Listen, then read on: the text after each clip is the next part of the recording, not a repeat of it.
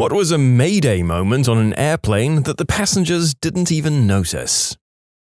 This was about 7 years ago now. I took my brother and 2 cousins up for a short sightseeing flight one morning in a Cessna 172. I knew there was some weather coming in, so I wanted to get it over with quickly. About 20 minutes in, I noticed the clouds getting worse and then some lightning off in the distance. Definitely time to head back. Heading back, I radioed my intentions, uncontrolled airport but with an FBO, and someone radioed back with the current winds. It didn't compute what they said, and in retrospect, I should have asked for clarification. Got back to the airport, and as I was on my final approach, I realized just how bad the wind is. Having a hard time keeping on centerline and eventually going around on the first try. By then I was starting to sweat bullets and planned on rerouting if the next attempt didn't go well. I make sure to turn the intercom off so my cousins in the back can't hear how panicked I'm becoming, though I did keep my cool through the whole thing. On second attempt, I've got the rudder pegged to the left and managed to get the wheels on the ground safely. I taxi to the park, shut down, jump out and start shaking with adrenaline and let out a huge sigh of relief. My cousins had no idea what had just happened. It was just an exciting flight to them. My brother kind of knew what was going on and I let him know what I was thinking later. Apparently I had an audience of guys from the FBO watching me as well, probably yelling at me to go somewhere else. I'm honestly surprised sometimes that I managed that landing with no incidents, especially since that was basically my first crosswind landing. Uncoordinated turn and then all the fuel went to one side of the plane, choked both engines, sputtered and cut out. 3,000 feet high, so I brought back the coordination and pointed it down a bit. The engines started back up. Yikes. Once, departing Burning Man in a private plane with a couple of passengers, my engine conked out. I didn't even follow the engine out checklist. I glanced at the fuel pressure gauge, didn't like what I saw, hit the switch for the auxiliary fuel pump and it came back to life. The whole event was over so fast the passengers never even noticed. Though, worst case scenario, I would have had to set it back down on the playa, which is pretty flat terrain as far as the eye can see. I was an aircraft mechanic for the Navy back in the day on A4 Skyhawks.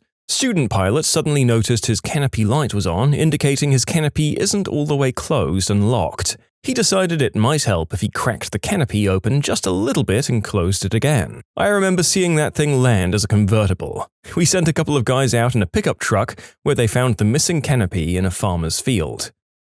I mean, it is a great story, but I'm going to go out on a limb and say that he definitely noticed that concussive wall of air that would have been buffeting his head and surroundings for the remainder of the flight. Hopefully they found his eardrums near the canopy. I was in the process of getting my private pilot license. I was flying circuits solo. Before I took off, the CFO of the flight school asked me if I was sure that it was a good day to fly as it was pretty windy. I was flying a Cessna 152 on a day with wind pushing 15 knots and turbulence around 20. I honestly don't know what I or anyone at flight school was thinking letting me, a 16-year-old, take off. Anyways, a few bumpy circuits went by with no problem. I actually got some great practice landing in turbulence. So the last circuit of the day, I was on a final loop with full flaps doing the absolute minimum speed for approach in a 152, not taking into consideration that the air is super turbulent. For those who don't know, when it's bumpy, you should be going a little bit faster on approach than usual. Anyway, I was quite close to the ground, maybe 300 to 400 feet, and I can hear the wind blowing over the sound of the engine, and then suddenly, no wind. I just lost 15 to 20 knots of almost direct headwind on final approach, with absolutely no airspeed to spare. I remember my shirt sleeves looked like they were inflating, and the plane's stall warning started screaming at me. The controls became totally useless, like a limp computer joystick. Thankfully, I had my hand on the throttle like my instructor taught me, and for whatever instinctual reason, good instructing probably, I gently pushed the throttle all the way and slightly lowered the nose. All of this took place in the span of about 5 seconds. I remember what I did, but not thinking about doing it. It's like when you drive somewhere and you suddenly realize you've arrived without remembering driving. Damn scary. Anyway, I landed the plane just fine and went home and took a nap. My parents said I was pale as a ghost when I got home. Flying is fun until it isn't. This entire story occurred in less than 10 seconds and should have ended with headlines on CNN. I'm a military pilot, not commercial, but it still could have ended in disaster. Flying a CH-47D Chinook helicopter in Iraq mid-July 2008 when the temperature was over 130 degrees. packed full with 36 passengers at an altitude of only 100 feet and speed of 140 knots, lower and faster than you'd ever fly in the US. We hit a thermal, which is a pocket of warm air, and it pushed us up. So I nosed the cyclic forward a little, that's like a joystick between your legs, and that normally helps maintain altitude. I was a brand new pilot flying with a combat veteran who wanted me to maintain altitude of 100 feet almost exactly. So, no higher than 120 or lower than 80 feet. Nosing the aircraft down kept us from going higher, but we immediately hit a downdraft and the aircraft started to fall like a rock. I pulled back on the cyclic as hard as I could to get the nose up, but it hit my body armor and wouldn't go back any further. I watched the altimeter drop all the way to 19 feet and miraculously we started falling and began to climb at the last possible second. During the debrief, the other pilot, who's now one of my closest friends, who had well over 1,000 combat hours, told me he had never been so close to dying before. I wasn't shook up until I heard that. Even typing this today gives me the chills. No idea what the guys in the back were thinking the whole time. Mine is from many, many years ago when I was a student pilot. I was 14, I think, at the time. I had about 15 hours done and was getting close to soloing for the first time, but still had a few hours and more landings to practice. I was doing some basics and getting ready to come back through with my instructor to practice some touch and goes for a bit. Coming back through, we had to pass through DTW's Bravo airspace, meaning we need permission to go through it. A few minutes before I was about to call for permission, my instructor suddenly got real quiet. I looked over at him and he looked real bad. I thought he was going to chuck up and looking for a bag, but then I noticed he wasn't breathing. I figured out where I was at and called up DTW approach. I declared a medical emergency and that my instructor was not breathing. I also told them I was a student and never landed on my own before and never in a large airport. Detroit approach was amazing at helping me. They gave me an option for DTW or Willow, but Willow would have added about 5 to 10 minutes since I was coming in from the southeast. I opted for DTW and they were great at giving me vectors while also getting the big jets out of the way. I remember hearing them tell several planes to go around and several more into a hold. Anyway, did my approach and made the most butter-smooth landing I've ever made in my life, even to this day. Ambulance was right there on the taxi waiting for me. Turns out my instructor, who was only 25, had had a heart attack. He ended up being okay. All in all, from first call to him in the ambulance was less than 10 minutes thanks to the air traffic control and DTW tower. Was on a 16-seater turboprop when suddenly there was a loud bang, all the lights went out and we dropped. We were looking around like, what's going on? Is this how we die? After a few minutes, the lights came back on and the pilot comes in on the PA saying, sorry about that, folks, but we were just, struck by lightning. No need to worry, everything seems to be working, except for the radar. That's fried. I might have worried a little bit, you know?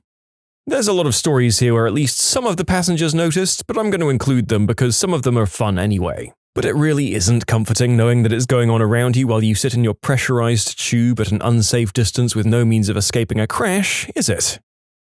56% of pilots admit falling asleep during the flight, whilst 29% admit that they woke up to their co-pilot asleep as well. I'm willing to bet that those are just the pilots who are honest about it and the number is much higher.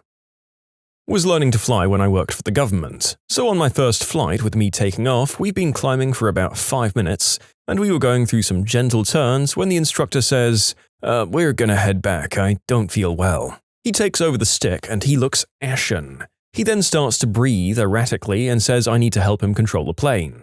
He radios tower and up till now I was thinking it was a prank. Mayday, mayday. And he talks me through the whole thing. I was trying to talk to the tower, repeat info, read the gauges, remember my lessons, listen to him and hope that he doesn't pass out. I was crapping myself. Takeoff is one thing, but landing? We land like a kangaroo with a rocket up its butt, and I'm surprised the wheels didn't fold. Must have been 4 big bounces, but it's a big runway luckily. Scrub speed, finally get the airplane to stop, and the instructor passes out. He's had a heart attack. He survived, but only for a few months before I heard he passed away in his sleep. But he got us down. I never continued those lessons. I'm a certified flying instructor at this point, and I was flying with a student. We see a spider in the cockpit. I'm okay with spiders, but I don't want it distracting the student, so I mesh it. Student missed the spider but saw my movement and asked what it was. I responded, oh, it was a spider, I killed it. As I'm glancing into the back seat area, I managed to casually add, why, are you scared of spiders? without the student noticing the break in the sentence. Turns out the student is scared of spiders. For the rest of that flight, I squished spiders behind my student's back as they came forward from the nest that I'd just spotted in the back of the plane. He never knew.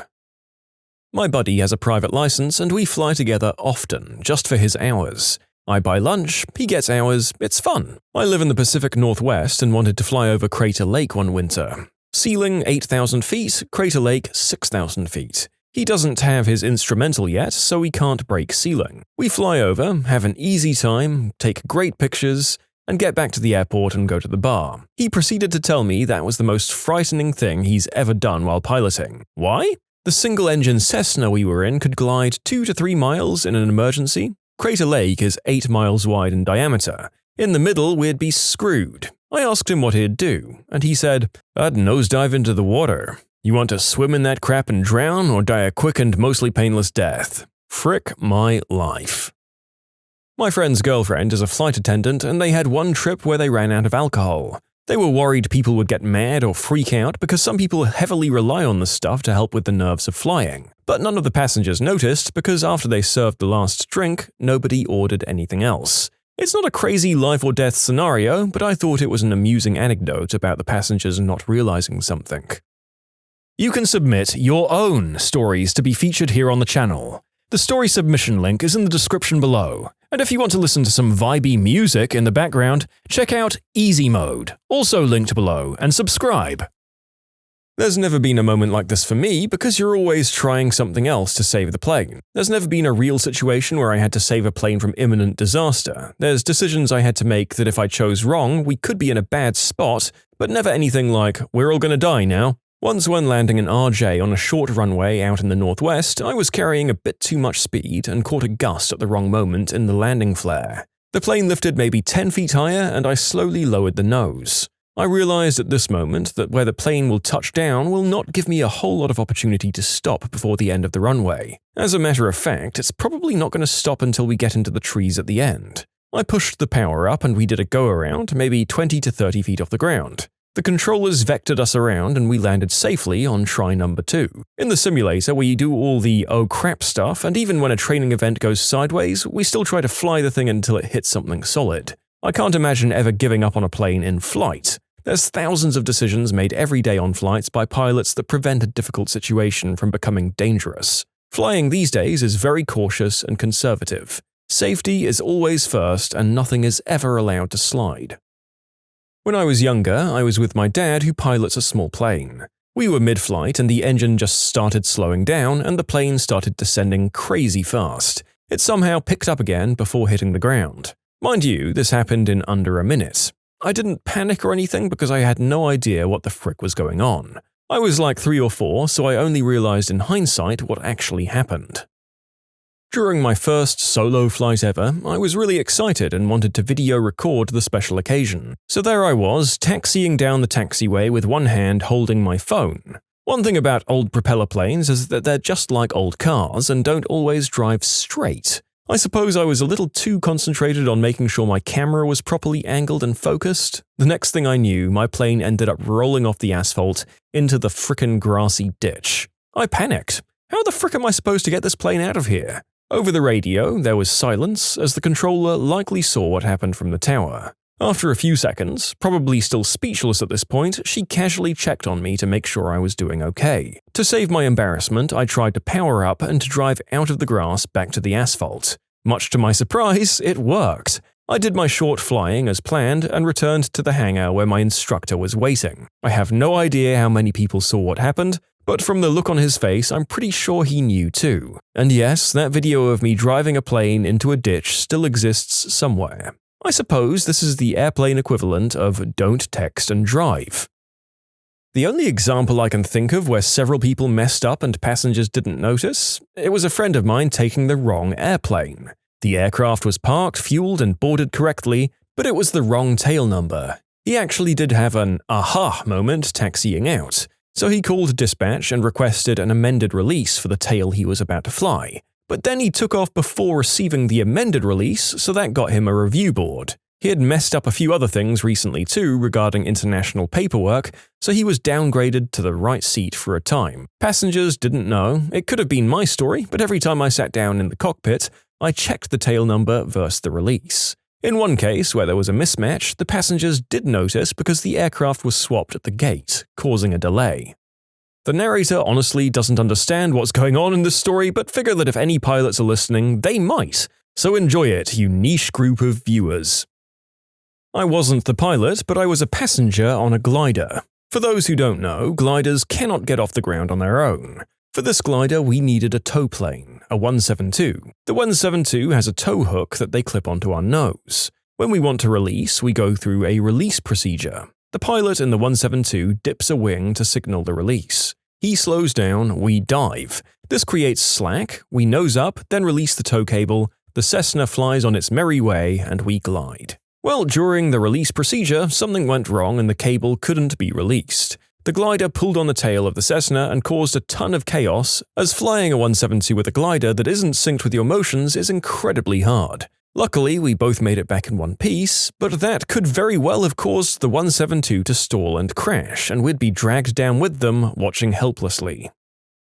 Long time ago, back in 1989, I was a first officer on the 747-100. We pushed back from the terminal in Anchorage and taxied out for a departure to Narita, Tokyo. We were full of people and very close to max takeoff weight. At the end of the runway, it was my takeoff, I stood on the brakes, stood the thrust levers up, and the engineer set full takeoff power. Released the brakes and off we trundled, and we rolled and rolled and rolled down the runway. It was not sparkling acceleration by any means. As the end of the runway loomed into sight and takeoff speed was still some distance away, with the lights going, red, white, red, white, red, red, red, the captain said, and I quote, "Best you rotate." We were a good 20 knots below VR. Not being a total numpty, I slowly and smoothly rotated and the beast flew off the end of the runway like a lady. We slowly climbed away, cleaned up, turned and headed out west. Not a word was said for a long while. Finally, through 20,000 feet, the engineer launched himself at my performance figures. Nothing was wrong and we were at full power anyway. It turns out that extra cargo had been loaded in error and we were well overweight. Apart from me wetting the seat and a raised heart rate, the passengers were none the wiser. Passenger here, there was once when I was little. We landed and the pilots told us to put down our window shades to keep the plane cool. They were pretty insistent. Being a kid, I kept it open a little bit to peek out and saw after a while that we were taxiing backwards. I don't know what happened, but I don't think they wanted us to know that they'd made a wrong turn or something. Flight attendant here. We landed, everything went smoothly. As we were deplaning, the pilot steps out of the flight deck and goes, "Wow, I'm glad we made it. We lost 2 hydraulics on the way down." I'm a commercial helicopter pilot. Probably the closest moment to "we're screwed" I ever had was a few years ago. To set it up, I was ferrying a helicopter by myself to another location about 200 miles away. The helicopter I was flying was set up for IFR, instrument flying, and I was a fairly experienced IFR captain. The helicopter I was in did not like ice. That means that flying in the clouds when it's below freezing is basically impossible. This was in the high Arctic in early spring, so basically always cold. Weather wasn't great, but I still wanted to give the trip a shot. If it was bad, I'd just turn around and come home. About 50 miles out, the cloud ceiling was coming down and visibility was dropping. I was over a small frozen lake and I could see at the other end of the lake that the clouds went right to the ground. At this point, I was about 300 feet above ground. I made the call to turn around and start a left-handed turn, but as I'm halfway through the turn, I enter cloud. Under normal circumstances, a VFR helicopter unintentionally entering cloud is often a death sentence. But I'm a trained IFR pilot in an IFR helicopter. I start a climb as I know there's rising terrain on the side of the lake. I don't mind flying in cloud. What I do mind is the fact that my helicopter started icing up instantly. I'm talking about instant, massive buildups of ice in a helicopter that doesn't like any ice. There's no way I can make it the 50 miles back to the airport to shoot an IFR approach, and I know the clouds are too thick to climb above them. I also can't descend because the ceiling is so low that I risk impacting the terrain if I don't pop out of the clouds soon enough. I'm running through the options in my head, but my heart rate is going up.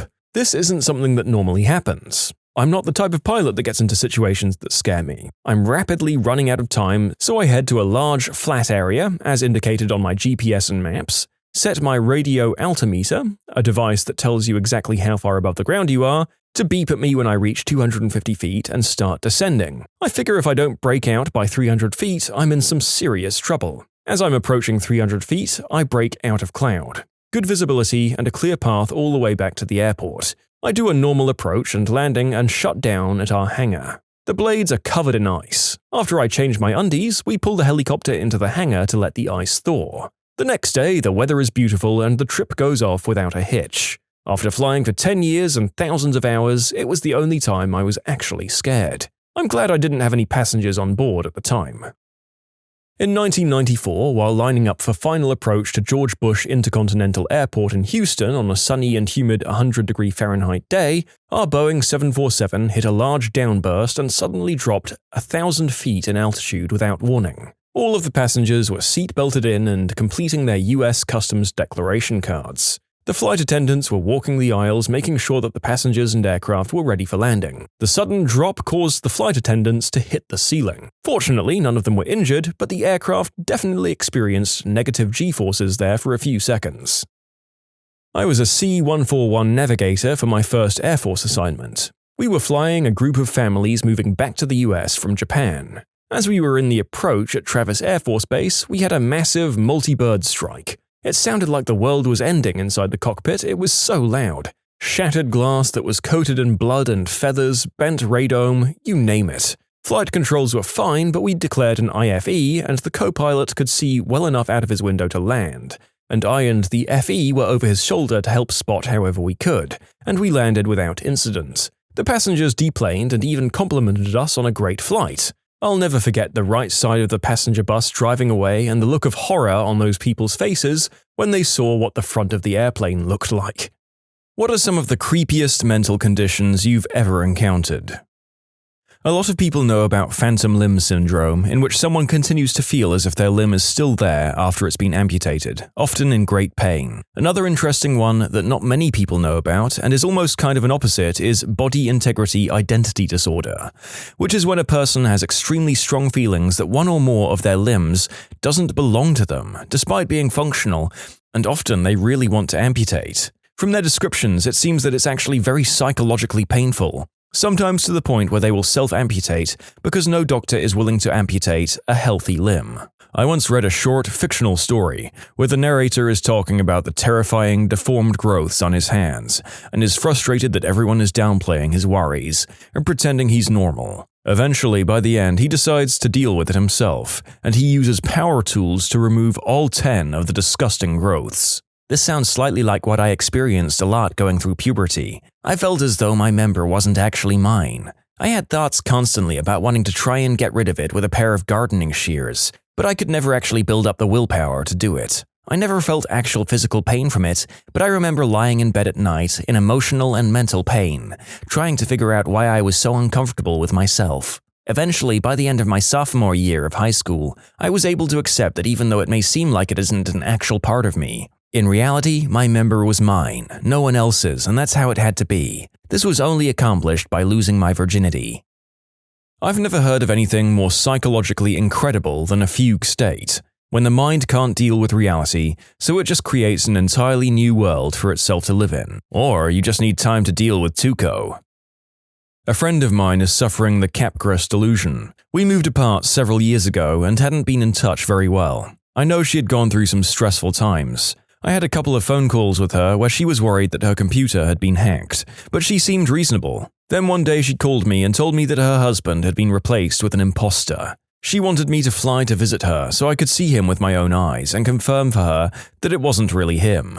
Talking to her is simultaneously fascinating, unnerving, and heartbreaking. The worst part is, while she's clearly not correct in her beliefs, she is quite consistent in them, and they are utterly real in her mind. Imagine how freaking terrified you would be all the time if you were certain that the most important person in your life was a stranger with mysterious, nefarious motivations. Imagine going to bed every night next to someone you thought was out to get you. Imagine spending all day desperately trying to find your husband because he must be out there somewhere, right? Oh my gosh, imagine being the husband. I did talk to him for a while. He was unbelievably stressed out. He was doing everything he could for her. Meanwhile, she treated him like a stranger. That is a rough deal. In some ways, I can't think whether this or a terminal illness is worse for someone's family when it happens. I was in a psych ward for depression, and my roommate was terrifying. She was schizophrenic, depressed, and also probably just kind of weird. She punched herself in the face constantly while whispering to the voices in her head. She also used to sit in the multi-purpose TV room, TV, games, fridge, etc., on the floor and flicked the bean. Like, a lot. But she never stopped whispering to herself while she did it. I woke up to tinkle one night and she was just in her bed, staring blankly at me. She was moved to a long-term facility on my third day there. Oh god, I had a similar experience with my roommate. He was this really big guy, very nice and well-mannered. He'd tell us and the doctors during group therapy about how his mother didn't care about him. He told sob stories like many people there did, and it was sad but not unusual. Then one day, one of the doctors mentioned something about a certain medication he was taking, and I recognized it as an antipsychotic. It turns out he was a paranoid schizophrenic, and it just terrified me when I put the pieces together. And then I overheard his mother sobbing as she left from a visit and his father trying to calm her down and reassure her that he doesn't know what he's saying, and it wasn't his fault.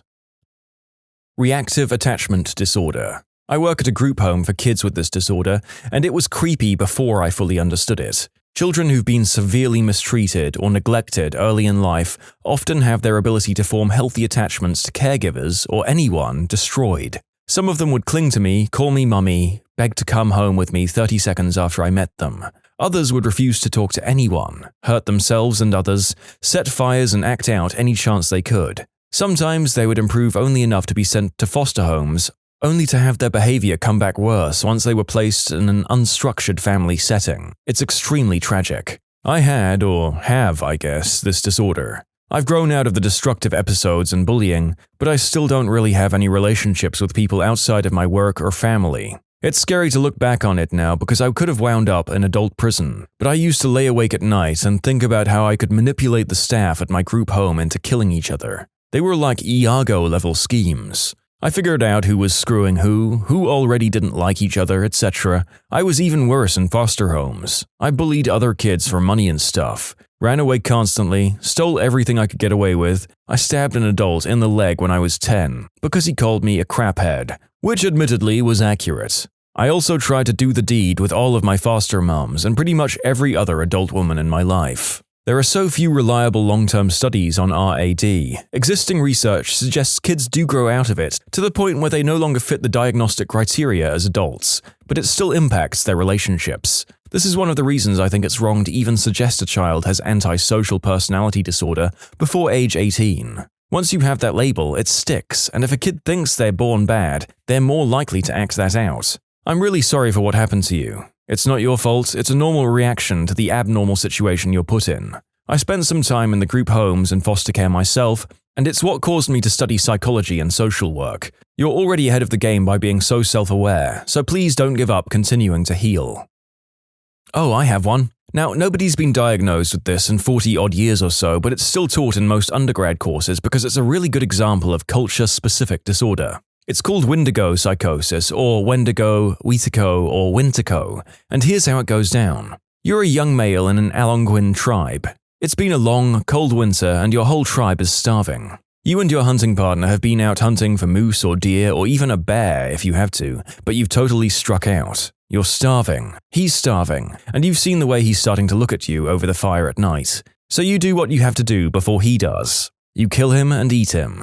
You know what happens when you eat another man, but you're starving and it's cannibalize or die. So you eat him, and the Wendigo comes and possesses you, because the Wendigo possesses everyone who eats someone else. And now that the Wendigo has possessed you, you're hungrier than you were. Hungrier than you've ever been before. But the only thing you're hungry for is more people. So you go back to your tribe and one of two things happens. One, you tell someone and they attempt to cure you by having you eat melted bear fat until you vomit the heart of ice you now have because you're a Wendigo demon. 35% of reported cases were cured by this method. Or two, you don't tell anyone. You go back to your tribe and attempt to kill and eat a family member. You'll eventually be stopped and killed during your murderous and cannibalistic rampage, and your remaining families will burn your body and scatter the ashes to prevent the Wendigo from possessing them too, the other 65% of reported cases. In conclusion, Wendigo psychosis is when you think an Indian demon possesses you, and then you try to eat your family. Fatal familial insomnia is pretty freaking scary. Suddenly you just start not being able to fall asleep, and you're gone within 7 to 36 months. You gradually lose the ability, along with a number of other symptoms over time, until eventually, at the end of the last stage, you'll not have slept in a long time. You'll be hallucinating and suffering from dementia, and eventually, you'll die. Only 40 families, about 100 people, have the disorder. Also, if you have it, there's a good chance you'll have kids by its onset, making the disorder pass down even further. Scary stuff. Diseases caused by prions are really scary. Every one of them, and all fatal. This is one of the most fascinating things I've heard about, and a single gene is responsible. Split brain syndrome. Sometimes, as a means of treating severe seizures or epilepsy, surgeons will sever the corpus callosum, the connecting tissue between the two lobes of the brain. The good news is that future full-blown seizures are limited to one half of the brain, leaving the patient aware and able to take precautionary measures. The bad news is that thanks to the lateralization of function, there are essentially two minds in the skull that can each only react to certain forms of stimuli. Patients usually develop workarounds, though. The weirdest part is the occasional outcome of alien hand syndrome, in which one of the brains takes control of one hand and uses it independently. When questions are presented to the controlling hemisphere, the hand can write out its answers, which is sometimes in disagreement with the main brain and the patient's spoken answers. It's been a while since I've studied abnormal psych, so the details might be a little fuzzy. This sounds like something we would ridicule in the future, like we do with some of the medical practices of the Middle Ages. Nurse here. First patient who thought she was the devil scared the crap out of me. You eventually get so used to people who think they're the devil and become numb to all the weird crap they do. This seems like the opposite of the scenario of multiple people with messiah complexes being kept together. What a perverse and, of course, tragic situation. I live with a longtime friend who I'm convinced is developing or has developed disorganized schizophrenia over the past 3 years. It's not as crazy or mind-blowing as some of the other ones in this group of stories, but it is truly messing up his life and making it exceptionally hard for me to tolerate him on a daily basis. More bizarre than anything. In the past couple of months, especially, he's exhibited extremely antisocial and disorganized behavior. Everything from inappropriate emotional reactions to regular life events, to an inability to form complete sentences or thoughts in a conversation, to plain old just messing around with people by not making any sense, sometimes on purpose, and sometimes unknowingly. He used to be an extremely personable guy who could just approach anyone and make friends. Now he literally can't hold a conversation, but he still wants to be really approachable and personable, but doesn't realize that he actually creeps people out so much that they will passionately avoid talking to him again. The most frustrating thing that he does is basically attaches to me whenever I'm at home. He'll stand at my bedroom door and watch me do my homework, fold my laundry, clean my room, work on my computer, build Legos, etc. He will always be in the same room as I am unless I've shut my bedroom door. He mimics my actions, wakes up whenever I do, goes to sleep whenever I do, always wants to cook or clean wherever I am.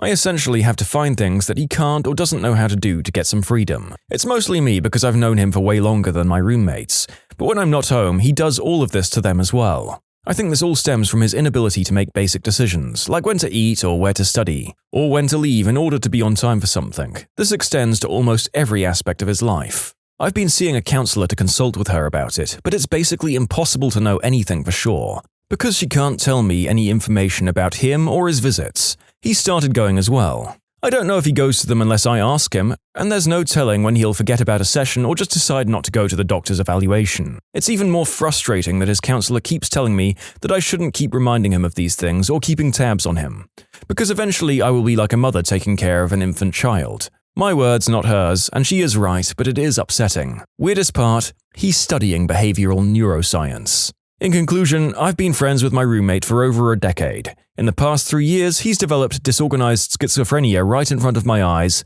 and there's nothing I can do about it. He's echoing, repeating your behaviors and actions as a way to cope. Some will do it in conversations as well, latching onto a phrase of importance and repeating it. The rain is really bad today. Yeah, the rain is bad. It's a sign of cognitive impairment. Your story is sad. You can submit your own stories to be featured here on the channel. The story submission link is in the description below, and if you want to listen to some vibey music in the background, check out easymode, also linked below, and subscribe. I'm a psych major, so not a professional, but in my opinion it is catatonic schizophrenia. Those suffering from this type of schizophrenia, although in the DSM-V they're getting rid of the different types of schizophrenia and there'll just be one classification, will sometimes be unable to speak or move. My professor worked in a clinic while in school and told us of one patient who would suddenly lock up into extremely awkward positions and not move for extended periods of time. This used to happen to a friend of mine. He passed away 3 years ago, and it was absolutely freaking terrifying. The first time it happened, we had no idea what to do, so we just called an ambulance. I'm sorry to hear that. I can't imagine how it would feel to witness something like that and have no way of explaining it before a diagnosis. Another scary part of mental illness is that more often than not, those who are suffering from the condition, whether it's schizophrenia or something else, will oftentimes not even notice it themselves. I spent a week in a mental ward. I had depression and I'd told a cop I wanted to take my own life in a fit of rage. The hospital I was at was divided. One side was Group A, folks who needed treatment but were considered safe. Group B was the folks that had to be watched more closely. About 2 days after I was checked in, another woman had come in too.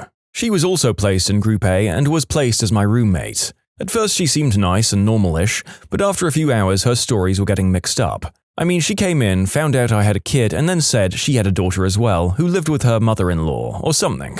After dinner, the story was that her daughter had been lost after being brutally murdered by her father, and that the woman didn't even care. I voiced my concerns to the nurses, but I was just told to go to bed in the same room with this lady. It took a while for me to fall asleep that night because my sleep schedule was all sorts of messed up. I think I passed out around midnight. We were put to bed at 8 p.m. I'm not sure how long I was asleep for before I was woken up by my roommate strangling me. Now, we were placed in the last room at the end of the hall, far from the nurse's desk. Plus, I was being strangled, so I couldn't even yell for help. I thought I was going to die, but I'd fallen asleep with a book. So I bashed the book on my roommate's head and booked it out of the room.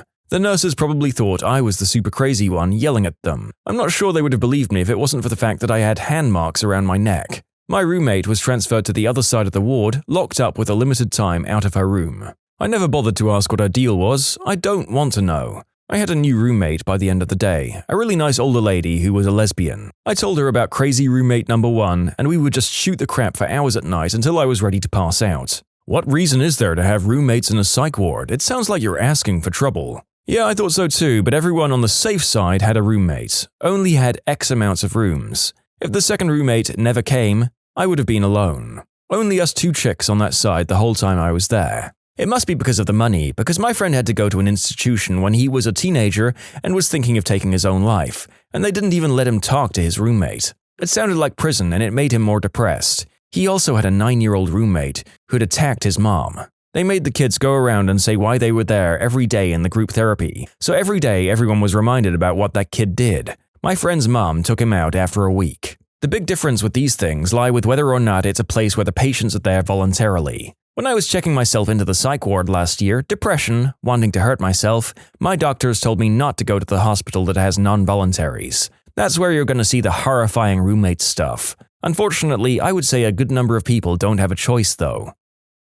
The scariest thing I know of is locked-in syndrome, where you're completely awake but unable to move. People assume you're a comatose vegetable when you're really just paralyzed for decades. Not the same thing, but similar. My mom was having open-heart surgery when the anesthesia wore off, though she was still paralyzed, so she could feel everything. Apparently it didn't hurt too much, but was scary as frick. Happened 2 or 3 times, I think. There's an amazing film about this condition. It's called The Diving Bell and the Butterfly, a true story about Jean-Dominique Bauby, who was the editor-in-chief of Elle magazine until he suffered a stroke that led to locked-in syndrome.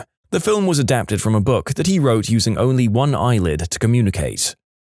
That's a grim fate to be sure, although that's the norm in this story grouping. Your psych evaluations are just as important as your medical checkups, folks. I'm a paranoid schizophrenic. I don't believe there's anything scarier on the planet than an episode. Nothing is more terrifying than being betrayed by your own mind. The things you hear and see, it's awful. I'm a psychology major, but this story doesn't have to do with my schooling. To put myself through school, I worked as a receptionist at a swimming pool, and Thursday is the day when individuals with disabilities and mental disorders come to the pool with their workers. I was on the other side of the counter helping the individuals into the changing rooms. and one of the clients grabbed my hair and started screaming at me that it was too beautiful and she needed to take it. One of the single most upsetting moments of my life, because after her worker managed to get her to relinquish my hair, she just continued to scream wordlessly until I was no longer in her sight. Wife is a psychologist. She says shared delusional disorder. Woman and her mother had paranoid delusions about mum's ex-husband and were convinced he was stalking them and breaking into their house. The ex had gotten the woman's son, aged 6, a modeling contract, and they thought that every picture of a kid in a magazine was him. The images that didn't look like him, they claimed were photoshopped. This was so weird and creepy since two people shared the same delusions.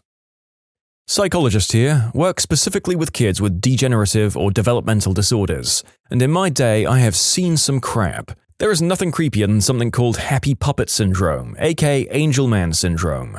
It's a disease most commonly found in children where they always have a happy effect, even when they're upset. And to top it all off, their motor skills are affected in such a way that their limbs move as if they're on marionette strings.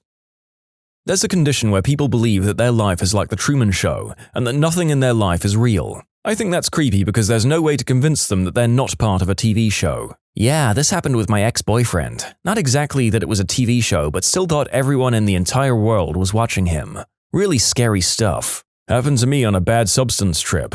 Didn't help that I blacked out and came to in the backseat of my car at sunset at the beach, not another soul in sight. For about 20 minutes, I thought I broke the illusion and now I was going to live forever in an empty simulation. Friends weren't answering my calls or anything. Way messed up. When I was younger, I was a pretty unstable kid, which led to multiple stays in a youth psych ward. One of the times I was in, we got a boy who looked like a 14-year-old fatter, paler, creepier Jack White. So we find out that he threatened to kill and eat his school principal, which even to a bunch of mentally ill teens was psycho as frick. I felt bad for him because obviously he was messed up in the head, way more than us at least. But he would say all of these awkward things trying to be funny that ended up sounding like serial killer quotes like, "Do you ever wonder what it feels like to be dead or eat someone?" Which especially to the girls was freaky as F. So after my roommate gets out, I hear that this Hannibal Lecter wannabe is moving into my room. It's weird, but I just brush it off. I was 250 pounds and 5'10", and he was just him. And every once in a while when he made a messed up joke, they would just pull him aside and tell him to chill out. But one day I don't see him, and one of the doctors calls me in. They tell me he's in his own room in solitary now, and they pull out his notebooks and it's filled with drawings of me while I sleep. Fantasy drawings of him doing the deed with me, killing me, eating me, and pages of ramblings on how he would F me or how I would taste. It's literally the entire notebook, front to back, filled with these drawings and writings. I'm so petrified that I don't talk or leave my room for days. He apparently got sent to a long-term center far away, but I ended up staying even longer since they thought I would try to self-delete over that. But that's the story. Never saw or heard from him again. Still think about it all the time. It's hard to sleep around other people anymore. I was once in a party and joined this group of people, of which I knew just one person. He introduced me to the others one by one, and when I arrived at the last one, Noah, I shook his hand and petted his shoulder. He grabbed my arm and flipped it around and almost snapped it. Needless to say, it was the most awkward situation in my life, and even thinking about it makes me grind my teeth. I learned that Noah had been in Afghanistan and he freaked out when something or someone touched him from his back. It might have been post-traumatic stress disorder, or he was just hypervigilant. Don't forget that hypervigilance is necessary to keep one alive in conflict. The saddest thing is the high number of servicemen who are returning from war with these sort of mental problems. At least now they recognize PTSD as a real problem, so better debriefing can occur when servicemen return, or early intervention support can be provided, unlike the Vietnam vets who had to suffer in silence for decades. But unfortunately, the soldiers still aren't receiving the level of help that they need to deal with these sorts of issues. Gentlemen, what are some telltale signs that a woman is creepy?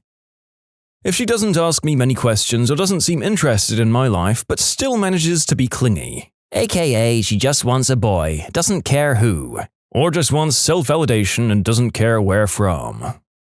When she puts a phone in your trunk on top of your spare tire to track you via GPS. I don't use my trunk. She knew that. She hooked it up to the 12-volt charger in my trunk and put a tracking app on the additional line she bought. I only discovered it when I had a blowout and had to use it. When I questioned her about it, she said she had trust issues.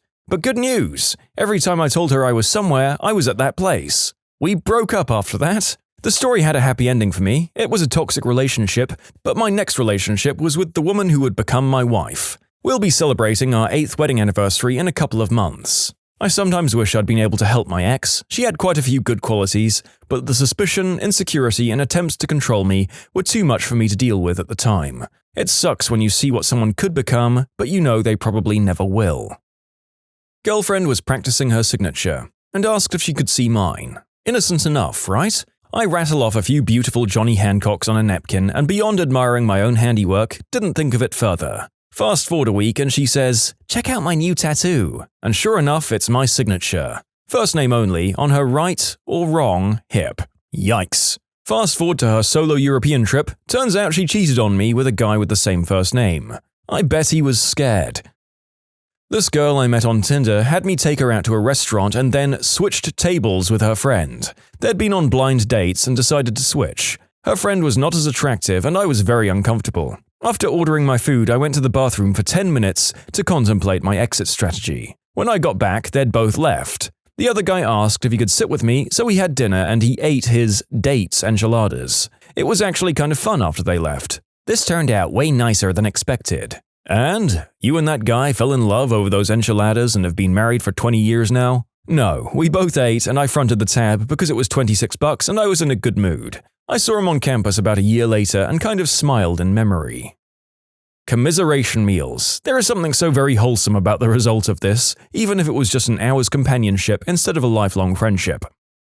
My ex would freak out and throw things and scream at me. And that's not the disturbing thing. She would freaking forget about it and hit reset and act like it didn't happen the next day. Over and over, I started filming her episodes to prove to myself that I wasn't going crazy. That's called gaslighting. It's a form of emotional abuse, and I most often see people who are very, very insecure deep down use it. My dad did this to me and my siblings as we were growing up. He would have these big blow-ups at us and shout at us to leave the house, tell us we're worthless, what have you. The next day he'd be offering to make us lunch before we left for our work shift. If we, being vulnerable teenagers with bruised feelings, would turn down the offer, he'd get mad again. Not super aggressive necessarily. I'd leave for work early before letting it get that far, but he'd complain to our mum that we are ungrateful and mean to him because we refused his gracious offer. Happy news, my dad actually started to get real help about 3 months ago. This behavior was ongoing for the last 15 years, but for the last 2 months, I've been getting updates saying he's doing better. When after 2 days she tells you that she loves you, and also proceeds to mention that she loves your green eyes so much that if we ever broke up, she would steal them while you sleep and keep them in a jar in her room. When she constantly tells you how everybody in her life is out to get her, and nothing is her fault. I've been friends with her for about 15 years, and at times it feels like being a victim is her entire identity. At work, all of her bosses hate her for no reason, or because she's a woman, even though it seems to follow her from job to job, and she has many female bosses with whom this problem still exists. Her group of friends are completely different every 1.5 years or so, because she inevitably has a falling out and it's always their fault. In relationships, she behaves as if her boyfriend du jour is the only redeeming light in a world of evil, rotten people, until they break up, at which point he's always portrayed as a bullying monster and a shining example of what pigs all men are, in very public tirades on every social media page she has. Constant subtweets 24/7, but more so after a breakup. Now, I don't doubt that she's been hurt in relationships before. She, nor anybody else, doesn't deserve that. But I do have a hard time believing that every single man she's ever dated is a psychopath, every single boss she's ever had has been mistaken and out to get her, and every single best friend is actually a two-faced B-word. At some point, the common factor in all these situations is her. I don't mean to minimize the bad relationships she might have had. They are real issues, and people claiming abuse should be believed and should be taken seriously. After all these years and all these instances of problems, I do have a hard time believing her specifically, though. If the whole world smells like crap, check your shoes. If you meet a butthole in the morning, you met a butthole. If you meet buttholes all day long every day, you're the butthole. Anyone who just posts stuff about their exes on social media is someone to stay away from. It just screams, I'm an attention seeker and I'm unable to be mature about breakups. Bonus points if none of the problems in the relationship were apparently their fault. She'll joke about having kids before you're even in a serious relationship. I went on a couple of dates with this one girl who had mentioned how much she wanted kids. Nothing unusual, pretty common actually. I'm looking forward to being a dad one day. Then she started sending me those weird things where you put two people's pictures together and see what their kids would look like. One time would be quirky, but she sent me a different one every morning for a week. Broke it off when I realized I hadn't even given her a picture of myself. Oh, that last sentence was like a horror movie, oh my god. Met this girl in church group in middle school. We got to know each other because of the group, but didn't really become friends or anything. Stopped going when I went to high school and never really talked to her for 3 years. Then she commented on a Facebook status I had and we got to chatting and I agreed to hang out the next weekend. I asked if we should invite other people in our church group since I hadn't seen any of them in a while and she said no. I thought this was because she liked me and wanted to hang out with me, so I was flattered. I kept talking to her throughout the day. The next morning I woke up at around 10 a.m. to about 7 or 8 missed calls, 2 voice messages and countless text messages from her. I was pretty creeped out by then. The nail in the coffin was one of the messages I got was from an old friend from the church group asking me if I talked to that girl. I was confused how my friend knew I'd talked to this girl before. Turns out the girl had started messaging my friends asking when I wake up in the morning and why I hadn't messaged her back. That went from, oh yeah, going on a date to, nope, overnight. I had this. I was excited to go on a first date with a cute girl. Night before the date, everything is good. Come morning, I get a text from her saying she's a little nervous because she just got out of a fairly serious relationship. I replied saying, yeah, that's fair, how recent was it? I'm wondering if this is like last week, a few months ago, just trying to understand her position. She flips a switch and starts swearing at me and acting like I was accusing her of something. Very odd. She got very defensive. I told her not to worry about the date, maybe not the best timing. She says some snide, yeah, fine. And that really was that. Very strange. Plot twist, the relationship was to be ended the next day after you proved stable enough a stepping stone. Hopefully these were all teenage problems rather than personality problems. There's hope that the girl in the first story grew out of it. I once responded to a flatmate ad, but the criteria was single male 30-ish year old. Turns out she wasn't looking for a flatmate, she was looking for a husband. I was always clear that she would just be a flatmate to me. The weird things included getting upset when I didn't make her aware of when I was coming home or just coming home late. She slept in a pile of laundry, but the rest of the house was immaculate. I brought a girl home once and she moved from the lounge to her bedroom beside mine so she could hear what was going on. Things got super weird after a lot of daytime texting with nonsense questions and flat meetings. Then outright banning my friends. Then an extreme amount of verbal abuse, and when I moved out she'd just come up to me and yell stuff like, "You're such a fricking loser." Basically, I'd started seeing another girl and she went over the edge. I always refrained from reacting and just got the frick out. For those of you wondering, no, I never slept with her and the boundaries were always super clear from the start. Specifying age and gender and relationship status is pretty common for a share house, and I've spent 10 years traveling and working in different countries and see that requirement all the time. This happened in Melbourne, Australia, and I'd just moved to there, and I was trying to get out of a backpacker hostel quickly. There weren't many red flags on the ad, or our first meeting, but a lot was hidden from me before I moved in. The laundry pile was always on her bed. I have no idea if it was clean or not, but it was always there every day.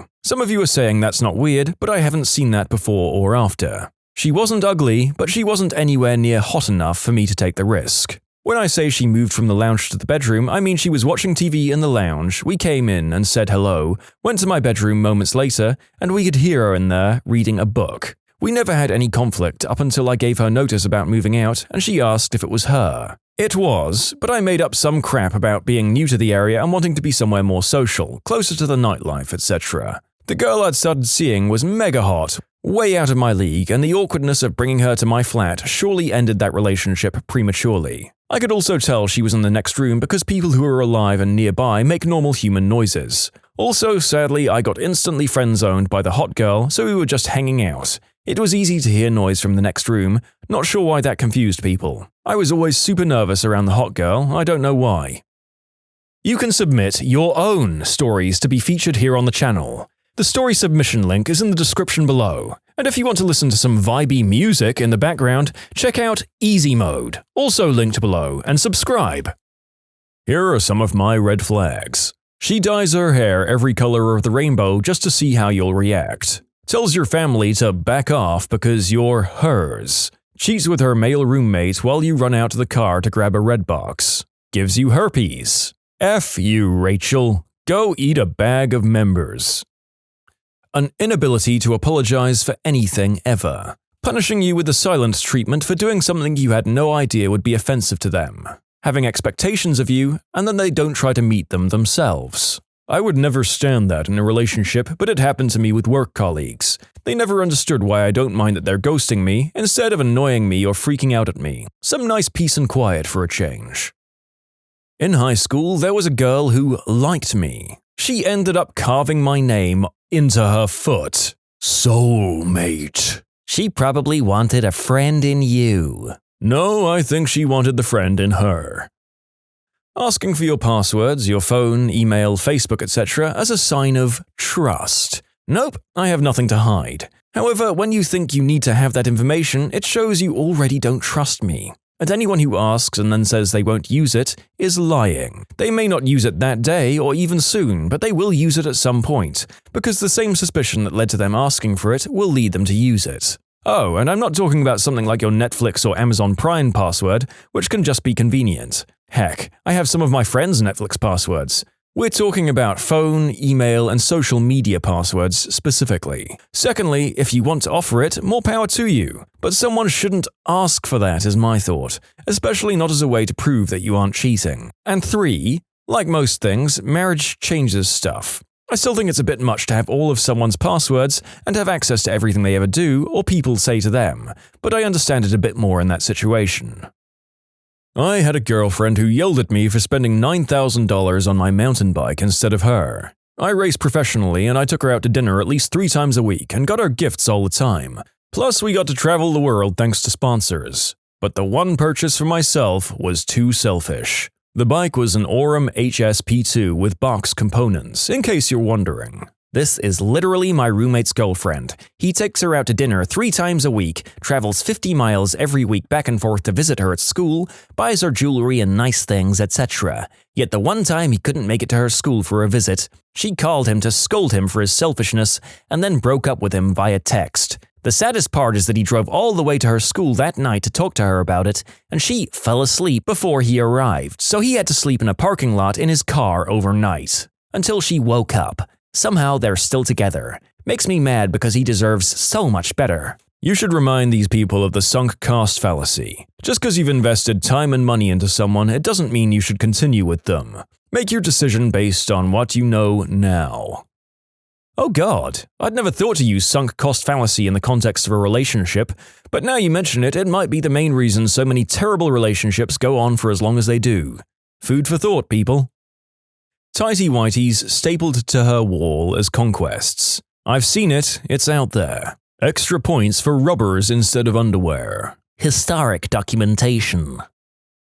Talks about all the health ailments she thinks or is convinced she has, and then continues to consume foods which she claims she's extremely allergic or intolerant to that are wreaking havoc on her health. And holy frick, as I was typing this, a text from her came in telling me about some random health ailment. When she goes through your drawers when you're sleeping. Oh, my cat used to do that. I used to always wake up to socks all over my bedroom and have no idea why, until one time I woke up in the middle of the night to see my cat systematically taking socks out of my sock drawer and then discarding them somewhere else. I think you should start seeing a different cat. This one sounds really toxic. Outright refusing to believe that a guy might not be into her advances. I've seen a woman stare in bewilderment at her boyfriend after he had to repeatedly remove her hand from his groin because she couldn't comprehend that he didn't feel like getting felt up in a public area. I've also had a woman, middle-aged, throw a tantrum because I wouldn't buy her a drink when I, 22 at the time, was at a bar, while I was with my parents and some visiting family members. I worked at a resort hotel as a younger man.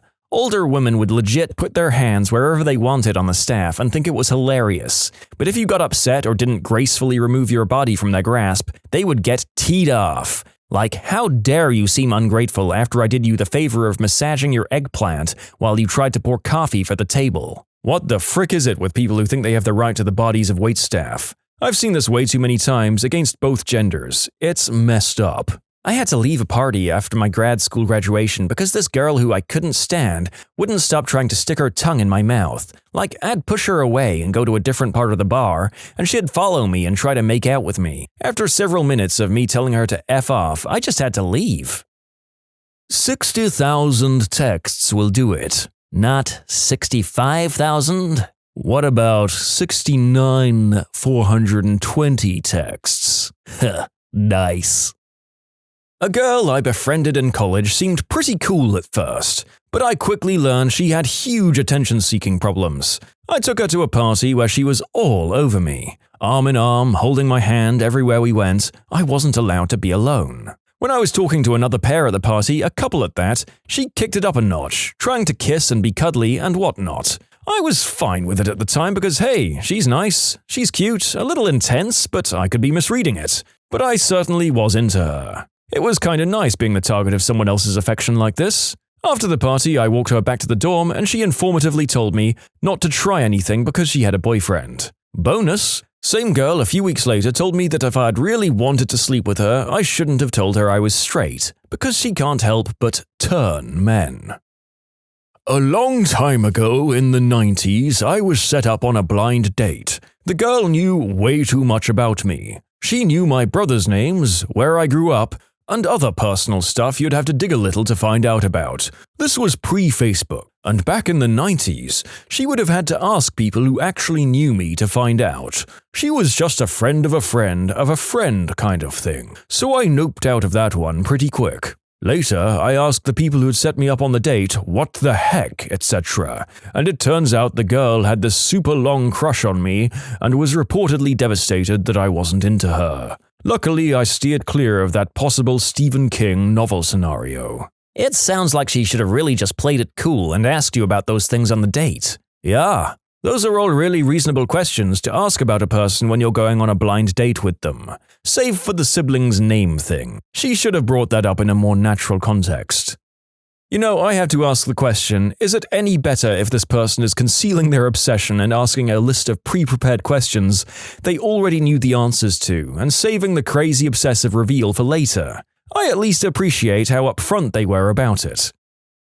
I dated a girl in university that turned out to be severely mentally ill, and we dated for many years as she turned me into a shadow of myself, devoid of self-esteem, friends, and any sense of self. Heed my words or be doomed. She wouldn't like it if I went anywhere without her, or did anything without letting her know. I don't know if it was jealousy or what, but it really angered her, and if I ever went anywhere without her, I'd spend most of my time chatting with her on my phone and trying to calm her down. She would contact me randomly throughout the day to tell me she felt terrible and I had to go and be with her. It didn't matter what I was doing. Usually I was at class or at university or trying to hang out with my friends. It was expected of me to speak very lovingly and tell her I'd be over right away. Even if I went over right away, she would get mad that I didn't sound very happy about it, then fight about that. Or if I said I couldn't do it, she'd lose it at that too. You can't imagine how badly this affected my academic and social life. Even if we were together, I couldn't do stuff that wasn't about her. Doodling in a sketchbook while watching a movie?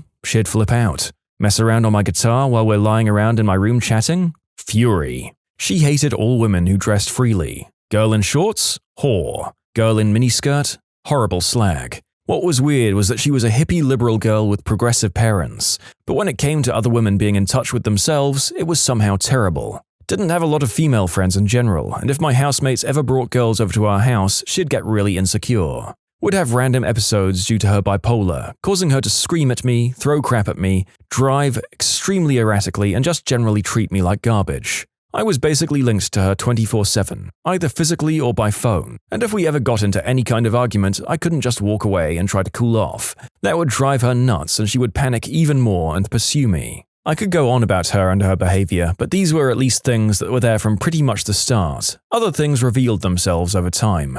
In the end, she broke up with me, which I couldn't believe. At first I was angry with her, but very quickly that anger turned to me. When I think back to how long I stayed with her and how badly she treated me, I feel such hatred for myself for doing that to myself. I was weak. She was broken, but she made me feel like I mattered sometimes, and that was enough for far too long. A girl wanted to date me, and she told me how she climbed in her ex's second-story window to argue with him. No thanks. when they know more about your errands than what you told her. Extra creepy point if she becomes angry when you deviate from your initial daily plans. Extra creepy points if she starts angrily texting you when you change your plans as your day is unfolding. When she's a colleague from work and she turns up at the gym coincidentally 5 minutes after you've arrived, and she's in a low-cut top and starts laughing and touching your arms and bending over and just generally being weird. Especially when she knows that you have a wife and kids and this 45-minute session is the only peace you get 3 times a week. The second date is to a federal prison to visit her son that's doing life for murder. Later saying the phone she snuck in her hoo-ha made her too sore to do the deed that night. What's the most socially accepted form of self-destruction? Self-hatred and negative self-talk. Indeed, sustaining that negative voice in your head all day really breaks down your self-worth and self-esteem. We're all flawed in many little and different ways. Try to be kind to yourself and others, if only for little things. I've been trying to do that for a while now, and it helps, and others will react more positively towards you, as well as helping you get a bit more positive bit by bit. I mean, yeah, but it allows me to go harder in the gym. I once told my coach at the gym I'm not motivated by hearing, "You can do it." I need some old school drill sergeant motivation screaming how worthless I am because I can't get the weight up. Sleep deprivation. Not many adults brag about the amount of alcohol they drink. At one point, that just isn't acceptable anymore. But so many can brag about sleeping less than the recommended hours. Like it's an achievement to be able to function on too little sleep. No, you're harming yourself, inducing stress to your body. I have genuine sympathy for people who aren't doing that by choice though. But if I know they're doing it by choice and trying to brag about only getting 2 hours of sleep a night, I'll just start bragging about how much sleep I'm getting. Slept 9 hours last night and then I had a nap afterwards. I feel great. Exactly this. I suffered 10 years of severe sleep disorders, and to an extent I still do. Not so quirky anymore when you black out on buses, ache during the walk to work, see pink elephants floating down the lecture room, forget last year's entire vacation, lose relationships or fail class, because your unconscious self breaks alarm clocks without you even knowing. You don't realize how critical your sleep is to daily function until you've been deprived of it for the better part of a decade. Just get an alarm clock. B-word, by the time I get to sleep, an alarm clock isn't waking me. I once woke hours and hours after my alarm went off. It was still going off, 3 feet from my face, like a freaking siren, just deafeningly loud. Sleep disorder doesn't give a frick. Yeah, I have to get someone to wake me up normally these days if I have to be up early. Suffering from depression and anxiety, with my antidepressants making me extra tired, and I've been a lifelong vivid dreamer, again, made worse by meds. I can regularly wake up with all of my alarms still going a foot from my head. Even weirder, I can wake up, turn off my alarms, fall back to sleep and have absolutely no memory of doing it. A couple of times I've actually sent messages or written notes on a post-it note during the night and fallen back asleep. I've literally hallucinated when waking up multiple times. Waking up in the morning, I regularly dream or hallucinate university emails being sent to me, and read emails and reply to messages that don't exist, or just completely make up conversations with people, because I hallucinated and they said something else. At the same time as all of this, I can suffer from insomnia. I basically fall asleep easily when I shouldn't, but only sleeping tablets are helping me to sleep at night right now. People get so mad at me for being late or sleeping through alarms, and I just can't help it. It's not me being lazy. It's not me not caring. I genuinely can't control when I wake up, and my alarm isn't guaranteed to wake me up every time. I didn't wake up and decide to go back to sleep. I just sleep through everything. I'm just not, and likely never will be, someone who can easily wake up in the mornings. Oh gosh, I'm counting my lucky stars that I'm a big sleepy sheepdog of a person who can and will drop asleep anywhere and everywhere and sleep like a log, provided there isn't any special stress going on in my life. Overworking. It's lionized and not just socially accepted. Somehow 12 or more hours a day in a cubicle has become a badge of honor. Working insane hours takes priority over family and health, at least until you drop dead. In Japan, older, burnt-out salarymen were sidelined to sit in a nicer office and not expected to do anything much but stare out of the window. In some ways, that seems worse than dropping dead. Give me a nice office, no expectation to complete any task, a computer with internet, and I will mindlessly scroll through Reddit the whole way to retirement. You'd think. I had this situation, and at first it was great, but after a year I'd come to the end of the internet and was losing my mind. I think if you were working from home it would be one thing, but having to trudge to the office every day to do nothing of value got old really quickly. I finally ended up quitting for a job where I actually get to do something. Get injured on the job in the US. As long as it clearly wasn't your fault, they can't fire you. But they will put you in a room to either do nothing at all or paperwork, and because many places have a policy of no cell phone use, you'll wish you were let go or actually died in the accident. Alcohol. Alcohol is the only self-harm that people look at you strangely for not participating in.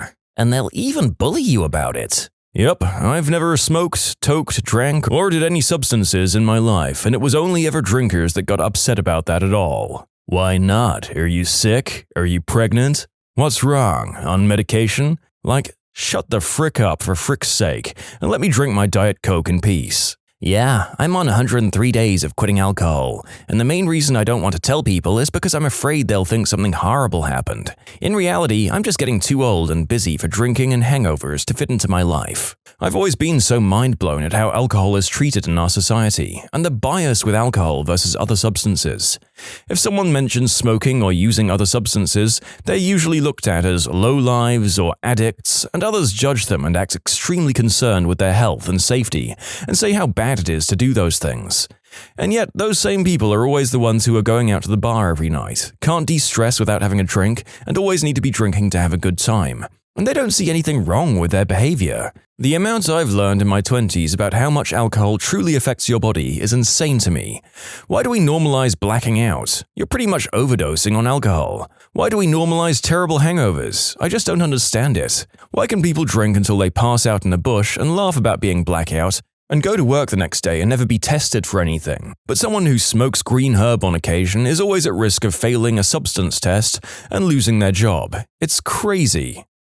Doom scrolling. Huh? Thanks, agreed.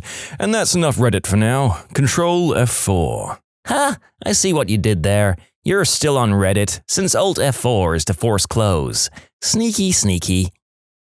Alcohol, by a long shot, to the point where people who don't drink are considered sanctimonious outliers. This is true. I don't drink and never have done. I'm 27, and honestly, the worst people for criticizing or becoming defensive were my parents' generation. People my age were pretty generally good about it, especially at uni, which really surprised me. But I'm still considered unusual, and many people my age do alcohol-based activities like clubbing, or bottomless brunches or bars, etc. I do think attitudes are changing, though. I've been sober for more than 3 years, and my friends still routinely ask me, "You still not drinking?" Despite knowing that I quit because I had a problem. It's bonkers. I don't have a problem with anyone who drinks, so please don't have a problem with me not drinking. Besides, now you've got a sober driver and someone to pay attention to your kids when you get completely crap-faced at the beach. Wondering if you're ugly. The worst part is that some of the people who think about it the most are completely normal and not ugly, and some of them are even attractive. Maybe self-esteem issues, sadly. I can see how that's addictive. I just scroll through looking at pictures and reading comments for a good hour or so. At first I thought it was just hot women fishing for compliments, and there are some in there for sure.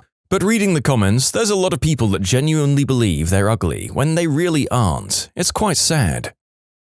Mathletes. It's social suicide. She doesn't even go here. That's so fetch. Stop trying to make fetch happen. It's not going to happen. People have said great answers like overworking, lack of sleep, and perfectionism, but I'd like to add a more niche one: digital self-harm. Looking up things that horrify and scare you, or making you feel insecure, such as an eating disorder encouragement, or incel pages that tell you you deserve pain, is a form of self-harm.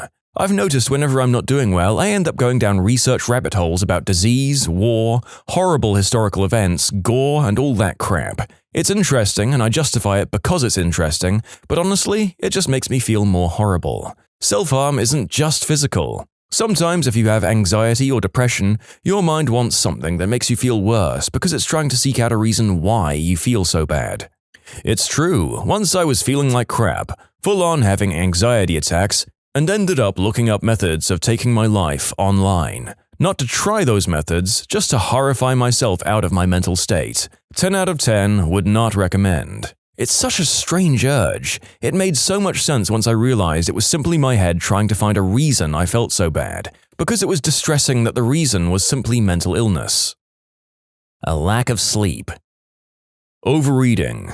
Overeating and eating an unhealthy diet. It's like the #1 public health problem in America, and yet I see so many stories about overexercising here instead. There are at least 5 stories further on that are some form of exercising. How is obesity or overeating not higher on the list? Well, maybe the fact that it's not recognized here means that it fits the title. Working night shift. Underrated answer. I worked the night shift for 2 years. I barely saw my wife or my friends or my family. It was hard to function. Things like going to the dentist or the bank became a huge hassle. The crazy swing of getting back on your day schedule for your days off so you can see people, then back to overnights, puts so much stress on your body. I'm a night owl and I function best after midnight. I can relate with your problems for sure. This is the comment I was looking for. Although nights are a lot better to work as they're quiet and you get a lot of money. They are horrible for your mental and physical health though. You barely sleep, barely see your friends and family. You have to constantly cancel things as you're physically not able to go as you're drained away.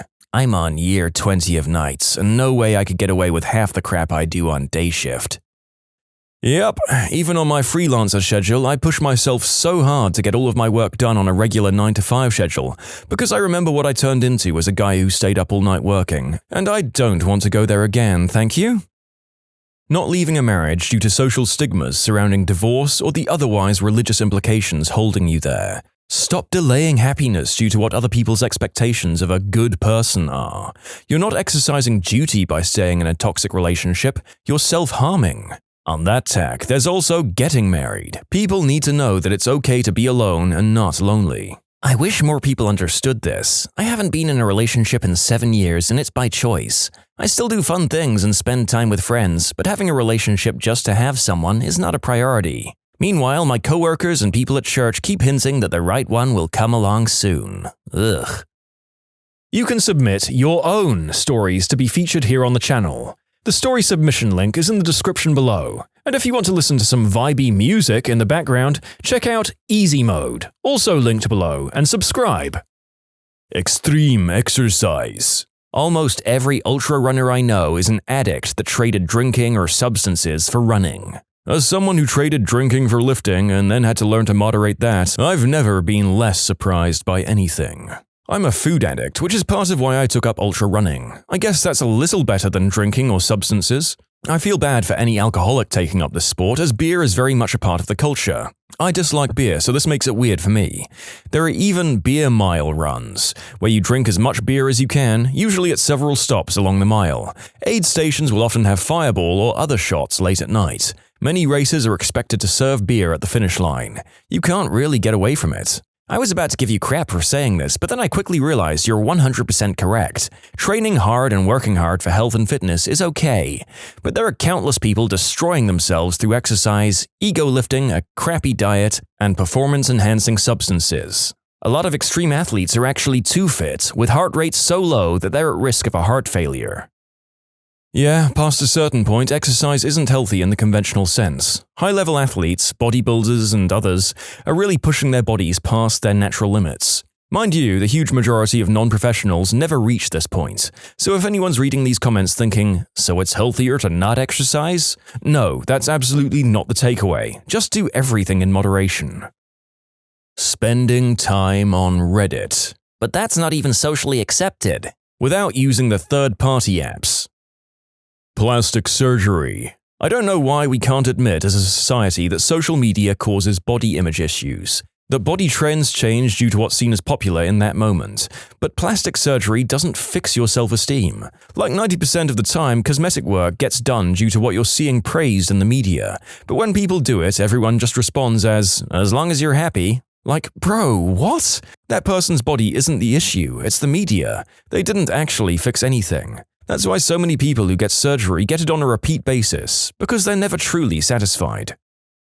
Sugar. I need to start cutting it out as I know that that's why I'm slightly larger and unhealthier than I want to be, but it's so gosh darn addictive and I hate sweeteners. It's obviously supposed to be addictive and it works so well. It's not just you that's addicted, it's the bacteria in your gut. A diet rich in sugars selects for populations of bacteria that crave sugar, and you experience their cravings. Good news is, you can starve them by reducing sugar consumption and replace them with bacteria that prefer other foods.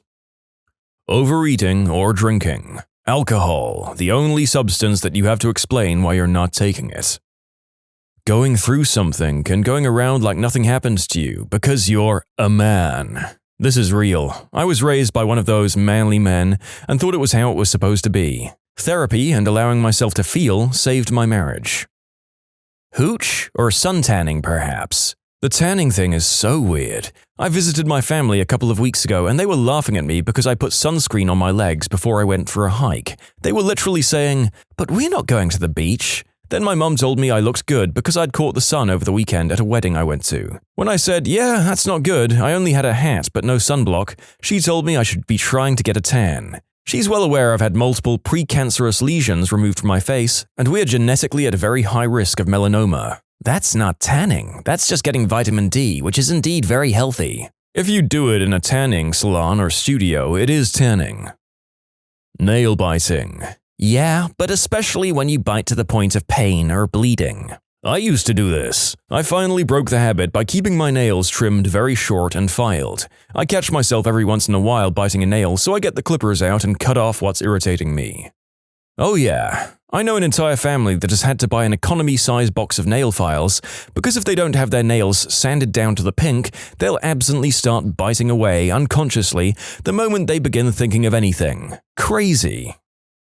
I also think it's over-exercising. As a child, I frequently hurt myself due to depression and other issues. It's been years now and I don't cut myself anymore, but whenever I feel upset, I will exercise to the point that my muscles will cramp and my body will bruise. When I do this, nobody tells me that I should get help, but instead they compliment me and say how much better I've gotten. It's true I've gotten better, but self-harm differs in so many ways, and this is just one of those ways. If your large muscles are genuinely bruised through exercise, you definitely need help.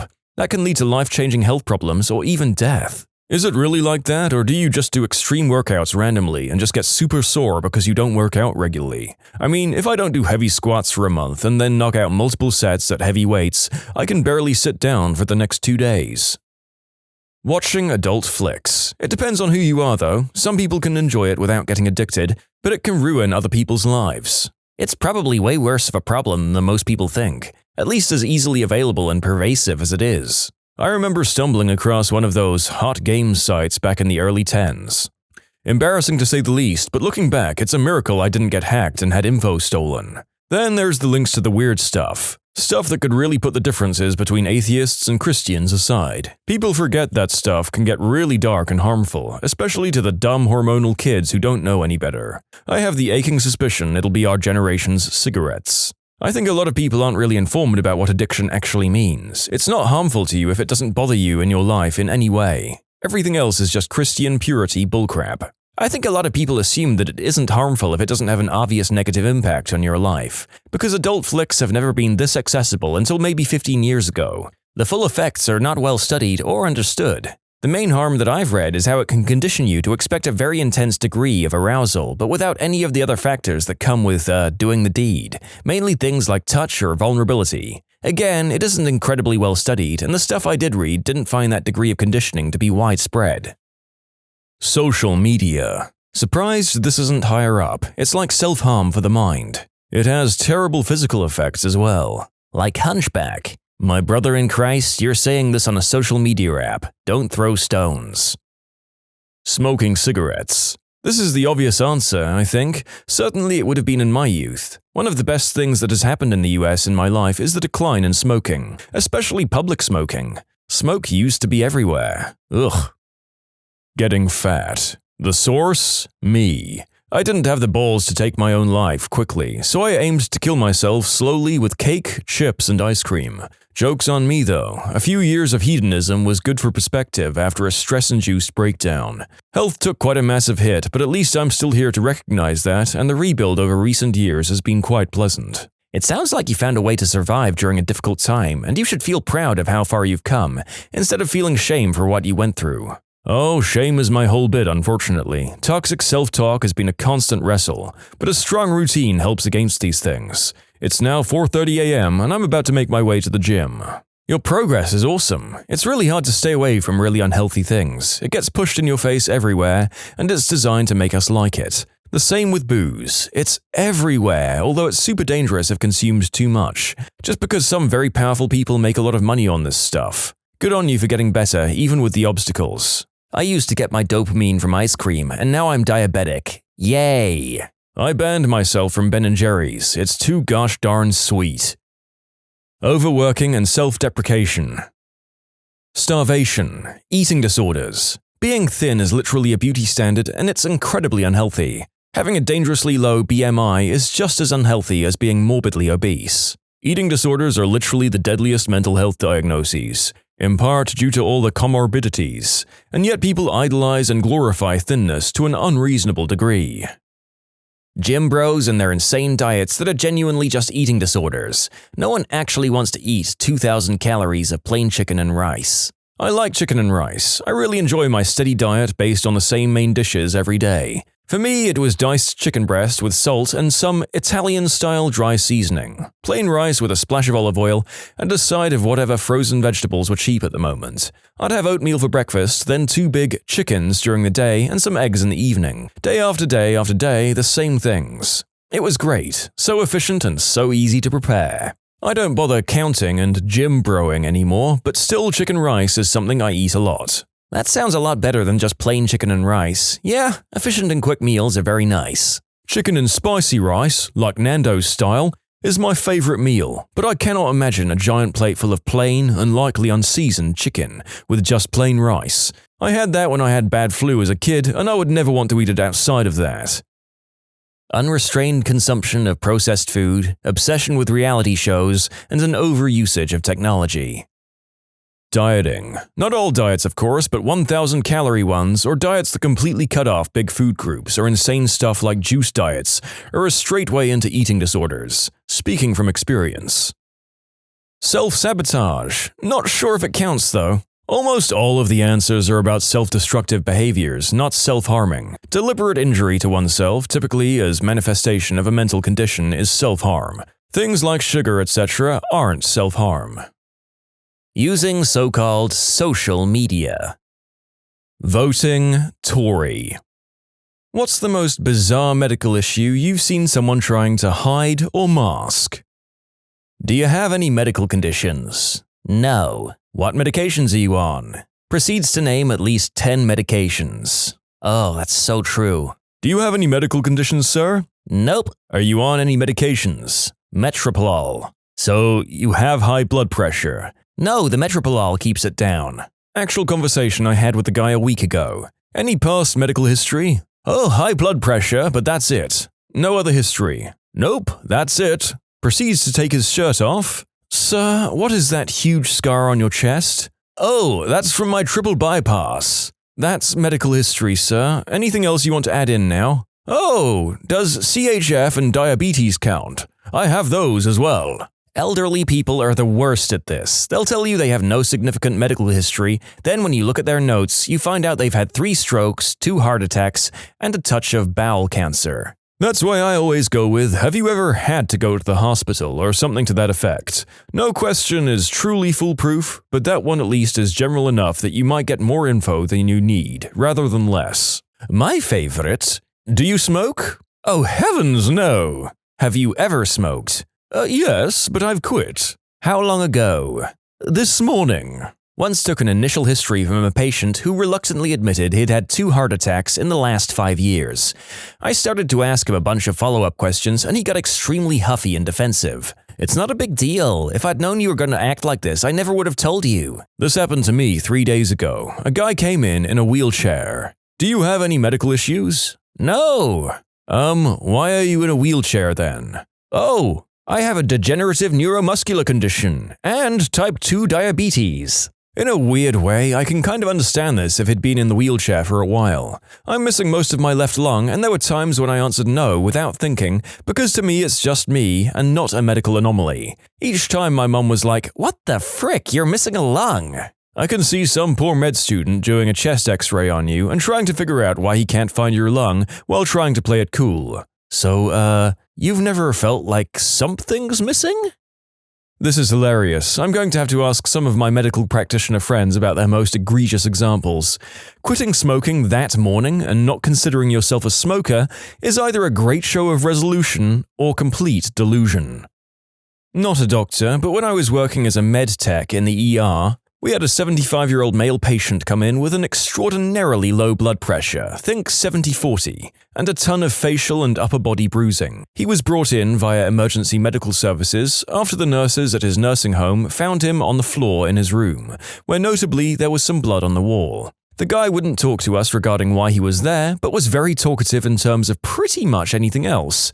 Sports, the news, etc. We eventually were able to get him talking after 4 hours, and he confessed that he'd wanted to take his own life and had taken the remaining amount of his prescribed nitroglycerin. Used for chest pain, it lowers your blood pressure rather quickly. Nitro is also the active ingredient in dynamite, but the amount in the pills is minuscule compared to what's in dynamite, and he had tried to blow himself up by running into the wall repeatedly. He was a really nice guy that sent a card to us after everything. He was just extremely lonely. Things to do today. Stop by bank and get quarters for laundry. Call brother and wish him happy birthday.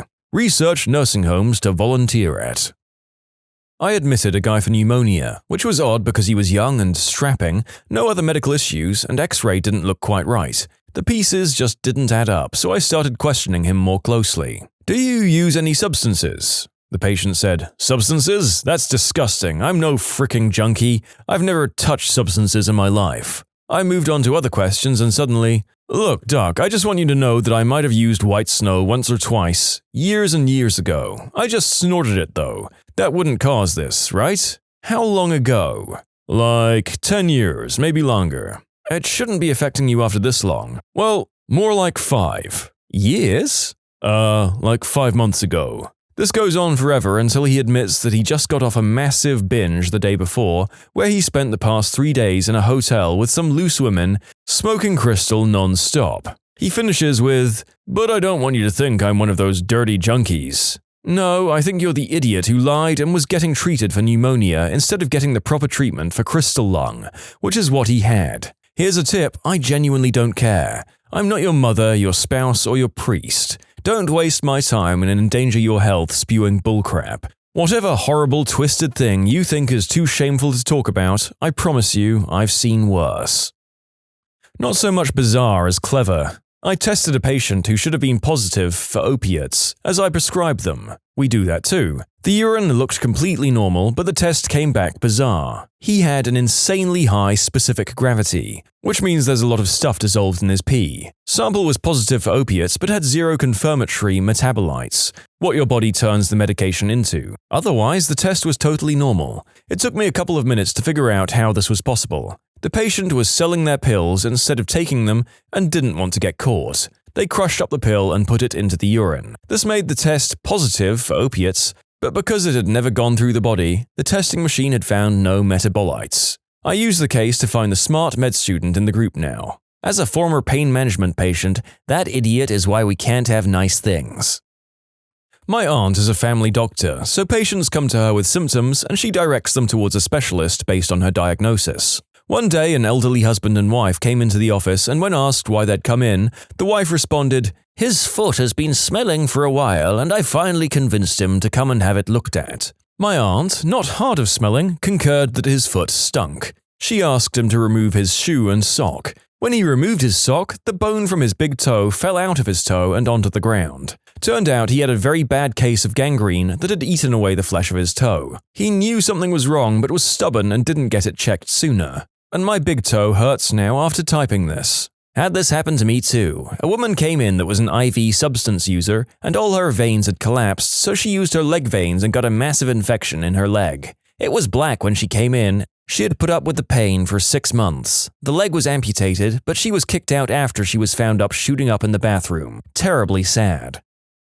My mother, the medical professional of our family, had a 13-year-old girl who was 9 months pregnant, in the midst of labor, dilated to 10 centimeters, and crowning in the emergency triage, swearing until she was black and blue that she was a virgin and that nobody knew what they were talking about. Her mother stood on the sidelines causing a commotion, demanding a real doctor make an appearance. Let's just say when the twins made an appearance 10 minutes later, they were all singing a different tune. I don't understand why people keep denying the undeniable. If your doc tells you that you're about to give birth, insisting on never having done the deed and being a virgin is quite pointless. Not sure of this particular girl's situation, but it's very possible that she actually believed that to be true at the time. It's called pregnancy denial, and it's considered a mental illness, I guess.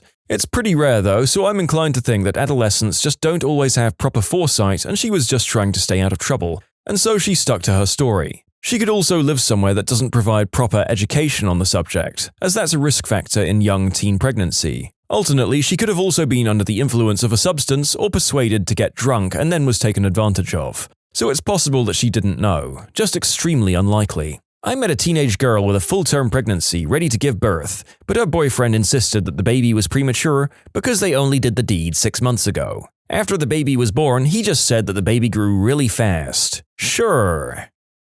Might be better if he never finds out, to be honest. Also, this group of stories feels like it's going to be yet another jaw-dropping example of how nowhere near enough people trust advice from their medical practitioners. A 60-year-old female came in after falling asleep and rolling on a pincushion. She had 3 2-inch needles in her left shoulder on the X-ray. We later found out she'd been trying self-acupuncture.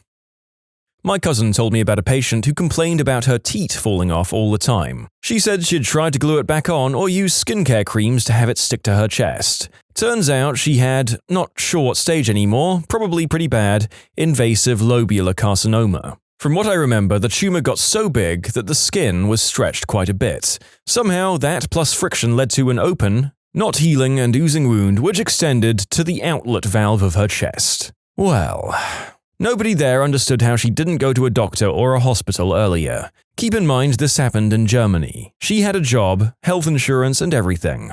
My cousin's teat fell off. She didn't have cancer, it was just a botched bosom job. A friend's teat fell off after a reduction of her chest. She was out shopping the day after the stitches were removed and it literally fell off in her bra. She jumped in her car and sped to the doctor's office. A cop pulled her over. He didn't buy her story at first, then she showed him. He gave her an escort to the hospital.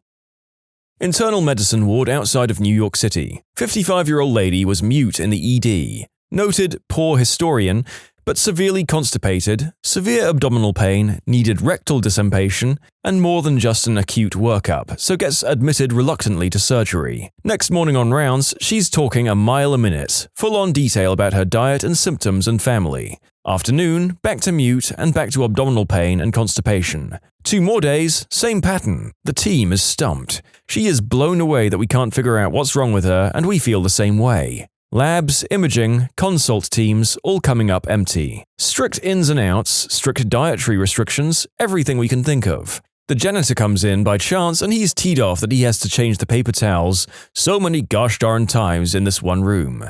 Seems like the whole floor is stealing them from her. Sure enough, patient has been consuming about 2,500 paper towels every 24 hours. The psych team comes in for the obligatory consultation, and of course she's mute. How do we get her to talk? 1 paper towel at a time. I think some poor intern got a paper out of that case.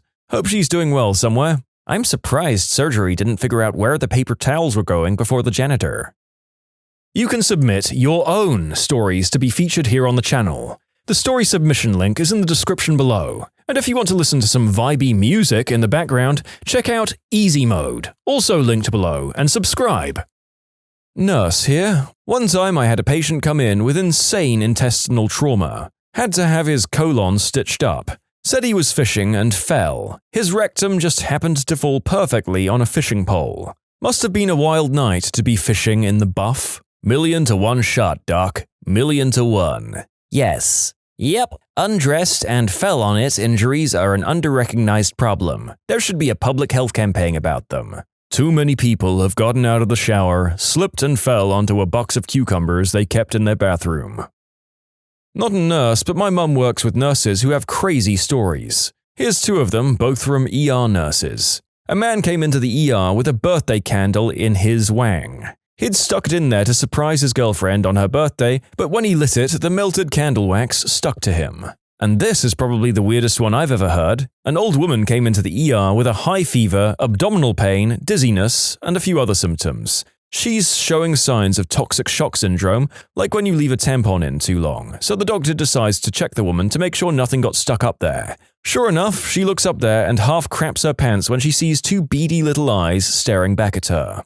The doctor begins to pull it out, to which the old woman responds, "Put it back." Turns out the old woman, well past menopause, had gone to a bad witch doctor to get her help to get pregnant. The doctor's recommendation? Put a now dead turtle up there for a few days and she'd regain the ability to get pregnant. I don't think anything can outdo the turtle story, and I think I'm done reading these stories. Agreed. The story writer did good here. That turtle one will hurt me forever. I almost spewed at the turtle story. What in the name of Cthulhu?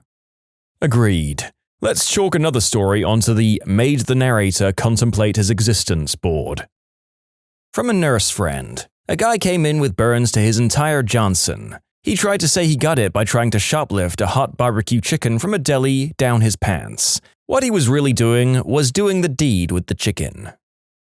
Not sure if this counts as hiding, but a patient we recently had tried to play off a rampant staph infection as just some leg swelling. Turns out that what he meant by that was that he'd had a horrible infection in and around his manly bits. Something known as Fournier's gangrene. Do yourself a favor and don't Google that. The swelling had gotten so bad that his eggplant had literally inverted. He later told us that he had to pee with a 5-gallon bucket held up to his crotch because he no longer had any idea where the pee was going to go.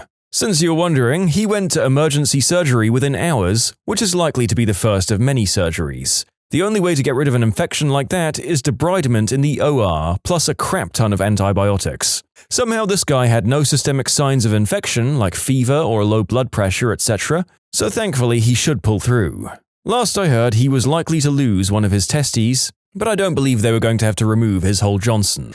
I know it's fun to talk about how gross this stuff is, but it's a very serious type of infection. This guy's life was definitely in danger, and thank goodness he didn't wait longer. I mean, I think I would have gone to the hospital long before I found out my eggplant could invert. I think mine just did invert reading this story. I've been sitting here for 5 minutes trying to find the ways to properly convey my horror. Oh my god, I don't even have a way. I'm just sitting here thinking, okay, they don't mean inverted, right? It's probably not what I'm imagining. Except, I'm pretty sure it is what I'm imagining. I'm not sure I want you to confirm. You know what it looks like when a turtle retracts its head all the way into its neck skin? It was like that, but with pus. It's an image that will haunt me till my dying day. This only happened a couple of days ago, and I feel the need to share this heavy, disgusting burden. I'm a pharmacist, and a patient came up and asked me if there was gluten in white snow, because she has a gluten sensitivity. I suppose maybe someone, somewhere tried to cut white snow with flour. Still ridiculous, but I imagine she was quite serious. I actually have celiacs, and when I was in Amsterdam, I couldn't find gluten-free edibles.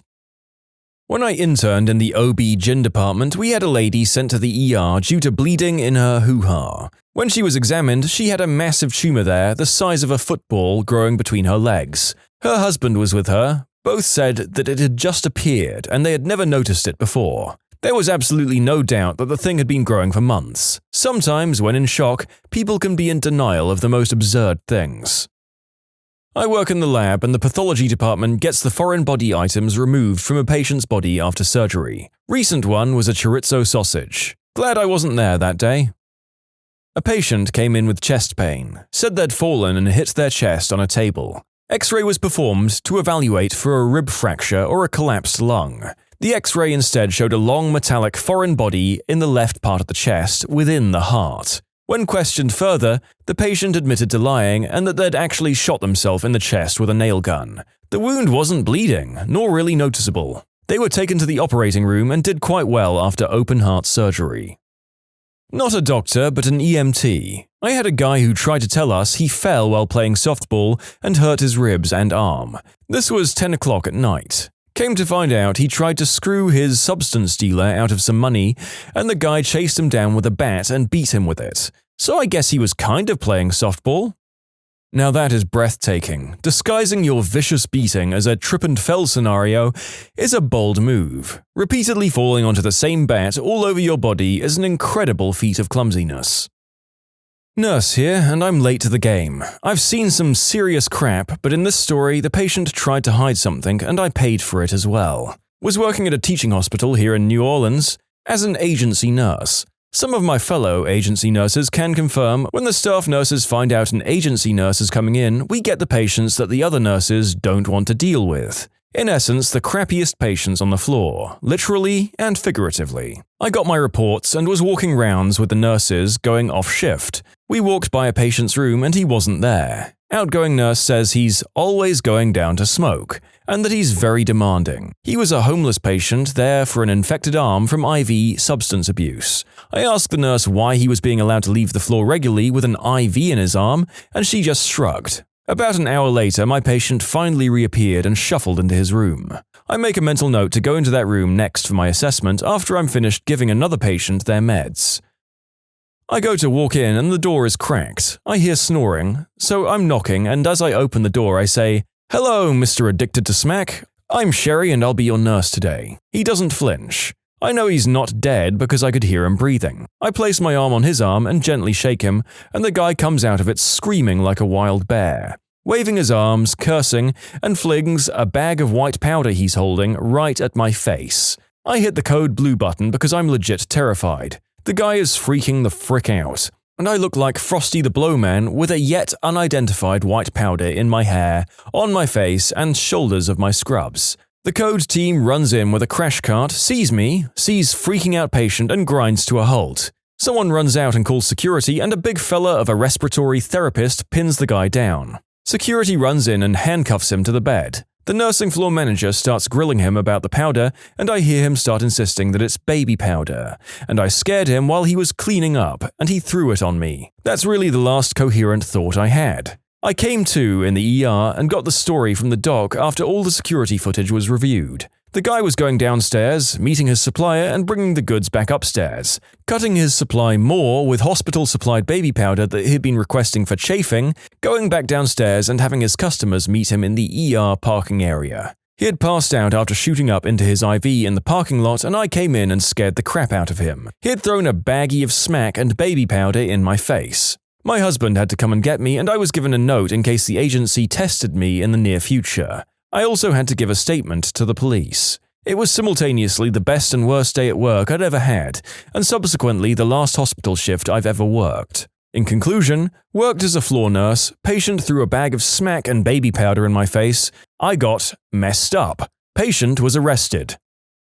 A case of teenage pregnancy where Madam Mama was present. Patient was presented with amenorrhea and fatigue initially. Patient became visibly annoyed when the first test suggested is a pregnancy test. The patient and her mother insisted that she had never done the deed with anyone. Angrily, if I might add, even when the test results came back as positive. No, you quack. I'm telling you she never done the deed.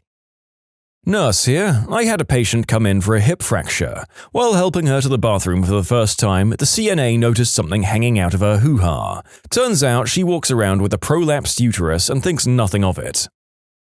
My late father was a surgeon and, when he was a resident, had a middle-aged male patient come in complaining of pain in the rectum. They examined him and found a toy lodged fairly deep.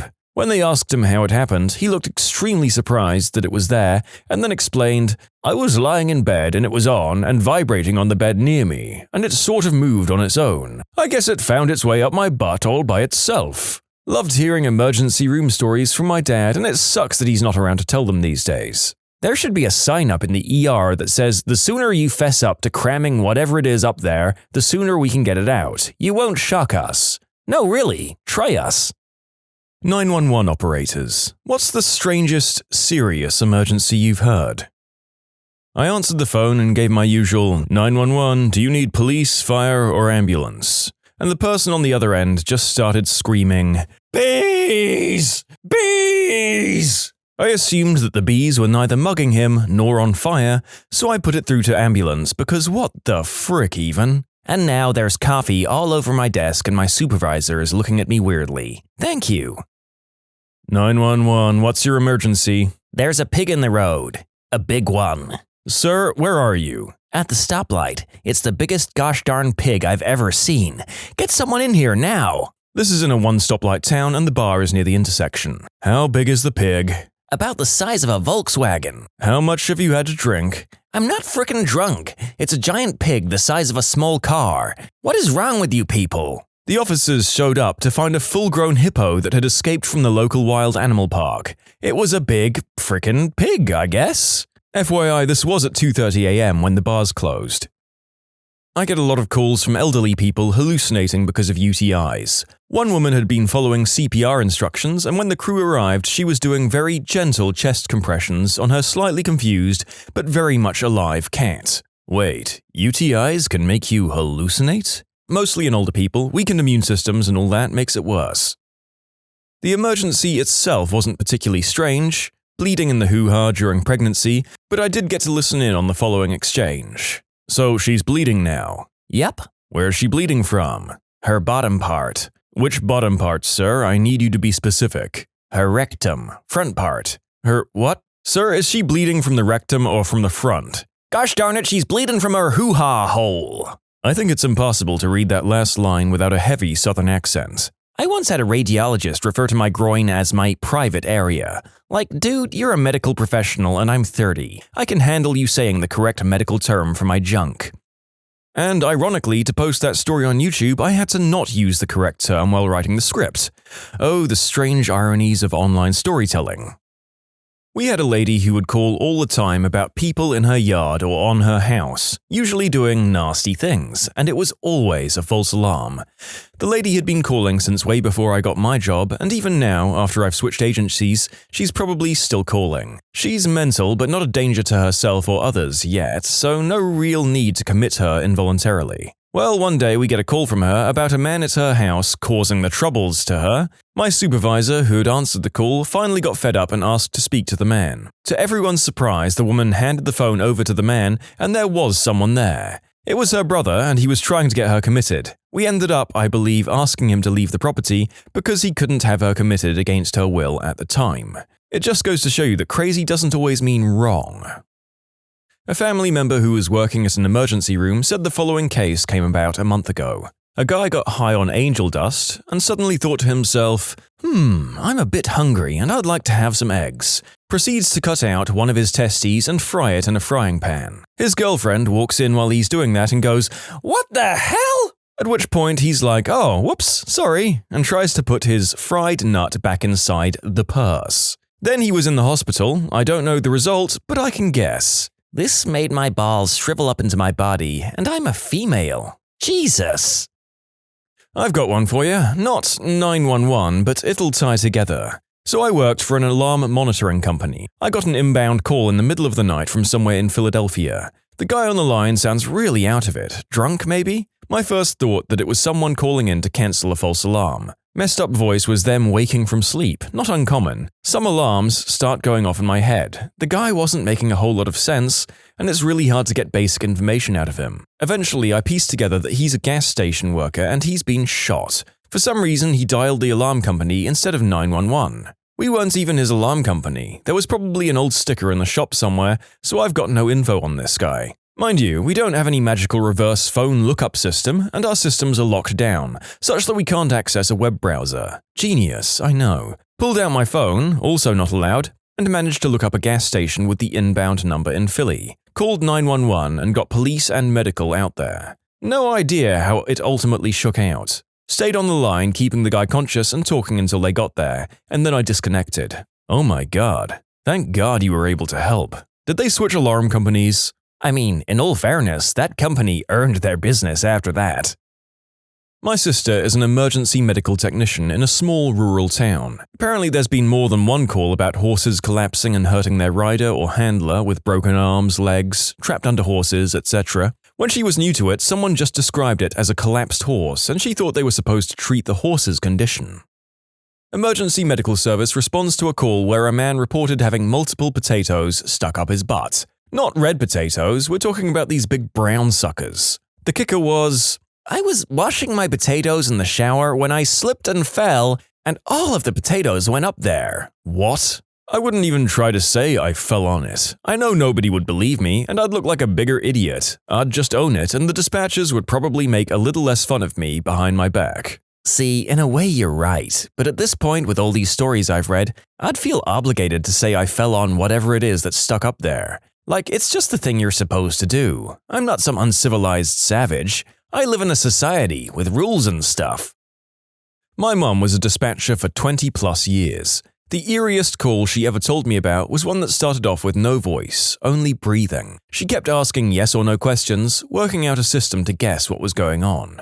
Eventually, he could talk a little bit and said the person who hurt him was still there. So the officers went in with guns drawn. He'd said the person was there but hadn't specified that they were dead. Turns out the guy couldn't talk because his throat was sliced, which he had done to himself, to make it look like his wife, whom he had just shot, had attacked him first. Did he survive to be put in jail? He did survive. She didn't follow the case too much, but enough to know they figured out how it actually happened. I imagine he got convicted. Your sentence, "she didn't follow the case too much," is a sign of a true veteran dispatcher. People are always shocked when they ask, "So what happened?" after they got arrested or went to hospital, and I say, I don't really know. I've been dispatching for 17 years, and I rarely follow up on my calls. When the call is over, I'm done with it. I've been dispatching for 4 years, and I'm adopting a similar policy. Every time I followed up on a call, it's been bad news. CPR instructions to a 14-year-old girl who found her mum in the bathroom? She survived to the hospital but was brain dead. Oof. And I imagine that you only see so many frankly absurd stories in your job before they all start blurring together eventually, like in this job that the narrator does. I got dispatched for neck pain. I got there and found out the couple were doing the deed on a couch when the female heard a large pop in her head, followed by a splitting headache and nausea. We transport and after a CT scan find out that she somehow developed a tear in her arachnoid meningeal tissue. Serious stuff, but humorous and odd. Wow, he almost literally fricked her brains out. Not sure if that makes him a legend or a monster. A similar thing happened to me. We were in some weird position and I wanted him to pull up on my head. I hear this loud crack and then debilitating pain. We both worked at the same hospital and it was quite embarrassing to have to explain that my boyfriend may have broken my neck while doing some weird stuff. Turns out it wasn't broken, but there was some trauma. I was told by his boss to keep it strictly vanilla for a little while. No rough stuff. I once dispatched a helicopter for a woman who got gored by a reindeer. Apparently there is a reindeer farm for tourists nearby and she tried to kiss one. My pilot and flight crew laughed at the MOI and asked 3 times for them to repeat themselves. I responded to a man in his whitey-tighties standing on the yellow lines in the middle of the road. Arrived on the scene to find this to be true. The reason he was in the middle of the road was to practice his karate moves on cars. Dispatch was having a hard time keeping from laughing. This reminds me of the guy I went to college with. He had Asperger's, so his social awareness was not the best, and he would often practice karate moves just outside the elevator door. He was fully clothed, though. A bloke I knew did the same thing as well, but only when he was high. He would throw kicks and punches while in hallways, on the train platform, and came at you throwing punches to test you. The very first emergency call I took by myself during training. The trainer was hooked into my phone and could jump in whenever. I answered the phone while my trainer was trying to grab a cup of coffee from the machine. Long cords, and as soon as the phone connected, there was what sounded like an explosion and people screaming all over the place. Scared the crap out of my trainer, who sprinted back to the desk thinking that I'd just picked up some huge disaster or accident. He took over the call and started asking questions. And it turns out that what we'd heard was just rushing water from a hot water heater that had ruptured and was spewing water all over these 2 girls' apartment, and they were freaking out not knowing what to do about it. Water tip: make sure you know where the water shutoff is and make sure it works. You don't want to find out it's broken when water starts shooting out of your water heater. We heard a strange noise at my old house. A hot water pipe cracked and leaked for 5 days before I found the source of the noise. 30,000 gallons of water in the bill that month. Luckily, it was the middle of nowhere, Pennsylvania, so my bill went from 30 to 200 for 1 month. But I'm sure that's the reason the town put notices to conserve water for the rest of the summer. Bonus story, had a similar call a few years later, picked up to a bunch of people being loud, sounding panicked, and talking about someone being locked in a car. I thought it was a child locked in a car, a very high priority phone call for my agency, due to being in Florida and a few recent deaths. So I put the call in as urgent while trying to get anyone on the phone to actually talk to me. But then I hear a door open and someone in the background screams, "It's out! The chicken is free!" And the phone disconnected. Florida. You can submit your own stories to be featured here on the channel. The story submission link is in the description below. And if you want to listen to some vibey music in the background, check out easymode, also linked below, and subscribe. The first call I took was from a blind elderly male. He called because he had found his son on the floor of the bathroom. The son wasn't responding, so I had the man tilt his head back and listen for breath. Nothing. He said he was warm and had talked with him less than 20 minutes prior, so I guided him through CPR. Compressions only because of the circumstances. He lived in a rural part of our county and we were low on rigs, so we did this for about 12 minutes before help arrived on the scene. EMS goes inside and immediately asks for PD. This isn't unusual. Sometimes loved ones can't or don't want to believe that it's too late, so we go through the motions until a trained eye is there. PD gets there and asks for a detective. This is also not unusual for younger deaths. 2 hours later, and still there, it piques my curiosity. I called the first officer that arrived and found out that the poor man had been doing CPR on his now mostly headless son. He had been taking a nap and his son had taken his own life with a shotgun. It woke him up, but not quick enough for it to register as a gunshot. When I asked him to tilt his head back, he did so by using his chin, which was still there. I think it worked out for the best because he had support there when he learned the truth. And it didn't make my job any tougher, but it definitely made for an unusual start to my dispatch career. I'm the son of the caller. My dad called 911 late one night to report hitting a 6-foot-tall chicken while driving and running off into a ditch. He had just crashed his car and his voice was a bit shaky on the phone, so the operator asked him to repeat himself a couple of times and then promised to send someone to help. The first cop on the scene got out of his car with a breathalyzer in hand. By the time he got to the back of my dad's car, he was laughing hysterically over his radio, telling people it wasn't a DUI. My dad had actually hit a 6-foot-tall chicken. And that's the story about the night my dad and all the local cops learned about emu farming. Consider me educated that for some reason people apparently keep emus in the United States. I can't imagine what for, but lesson learned. According to Wikipediad, emus belong to a ratite group and have high economic value for their meat, eggs, oil, skin, and feathers. The birds are adaptable to varied climatic conditions.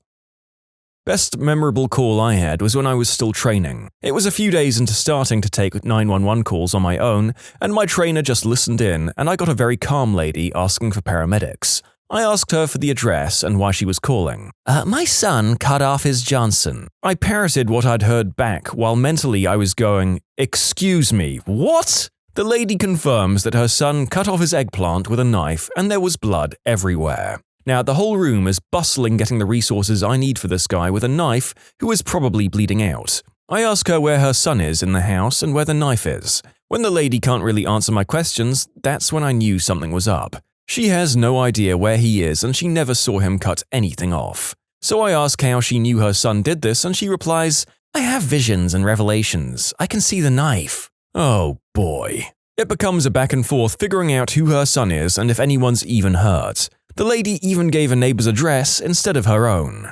Eventually we find her son's phone number through associations. The guy is actually just 2 years younger than her and a roommate. So my supervisor hops on the phone and calls the guy and cuts to the chase. "Is this so-and-so? Did you cut off your Johnson?" Spoiler alert, his member was still attached to his body. This was almost 4 years ago and I still bring it up to curious new trainees when they ask what their strangest case was. Otherwise, the few other calls I remember: a substance addict couple birthing their baby in a bathtub. Child Protection Services got involved real quick on that one. Double homicide. I talked to the teenage girl that managed to run out of the house after an adult roommate shot and killed mum and the teen's boyfriend. The teen thankfully wasn't hurt and ran to a neighbor's house. She vividly remembered every detail and was very calm until officers were with her. She was a stellar RP and was very mature. I'm very proud of her keeping herself collected after seeing everything that went down. I hope her life has turned for the better since then. Someone taking their life on the phone.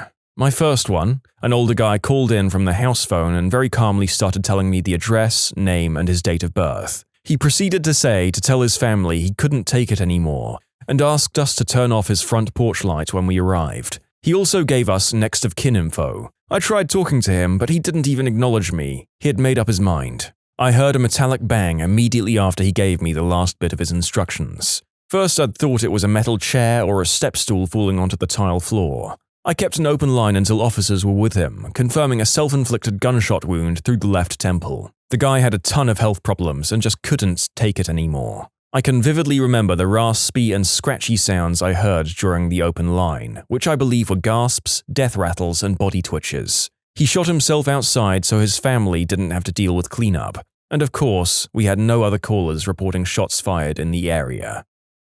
My dad works in an emergency room, and one time he had to treat someone who had been attacked by an owl. The owl was unconscious on the side of the road, and she thought it was dead. Because she didn't want the children of the school bus to see the dead owl, she decided the best course of action would be to put the owl in the back of her car. Unfortunately, the owl wasn't dead. It woke up and attacked her. My redneck uncle had the same thing happen to him. He hit a deer with his truck and thought it was dead, then put it in the back of the truck. Free venison. The deer wakes up and freaks out.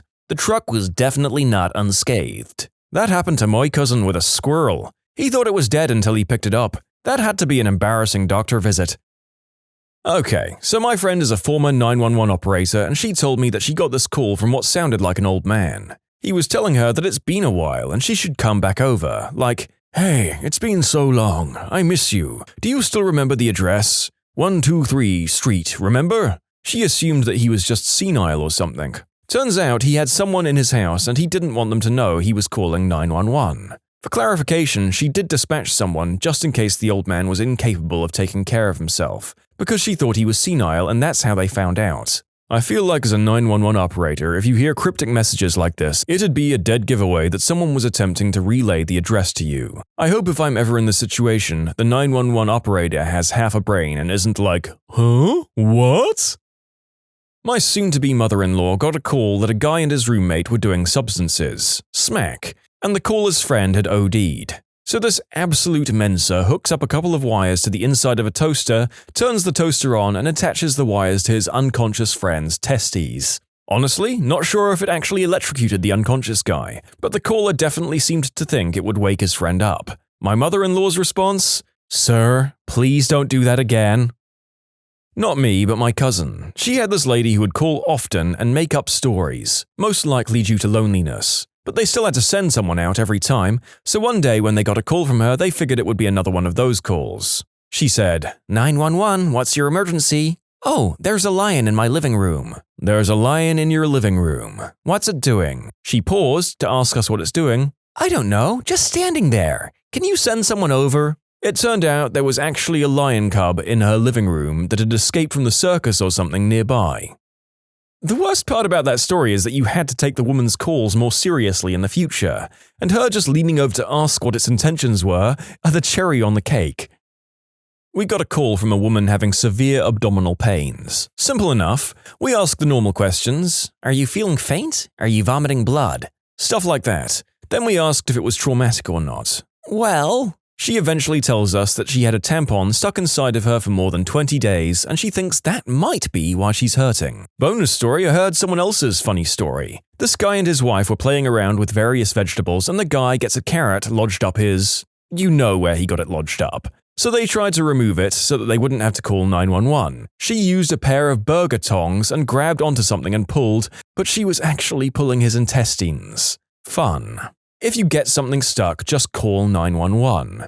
I've heard it all before. I don't care that you have a vegetable garden in your rectum, I just want to get you help. Thank you for telling me that second story. I'm gonna go throw up now. Nothing really jumps out to me as my strangest story. I can think of the worst, scariest, dumbest, and most infuriating though. Some of my good ones are people saying they've locked themselves inside their car, someone getting ripped off by a working girl, someone stealing the caller's things. By things, they mean a safe full of green herb. A mugger going around hitting people in the neck with a taser yelling, "Surprise, motherfricker!" in a deep voice and then taking their phones and wallets. So many 911 calls with people essentially calling and getting themselves arrested because they were in the wrong and not the person they'd called the police on. A guy going jogging along the beach and coming back to find his car gone, and while driving him home after taking a report, we drove by it. He'd forgotten where he parked. Trying to let a guy off who was obviously up to some shady stuff, telling him and his girlfriend to just go and rent a room and rethink their lives. They stole the cop's cell phone, he made a call for them because their phone was dead, and ended up having a crap ton of crystal in his car when they caught up to him later.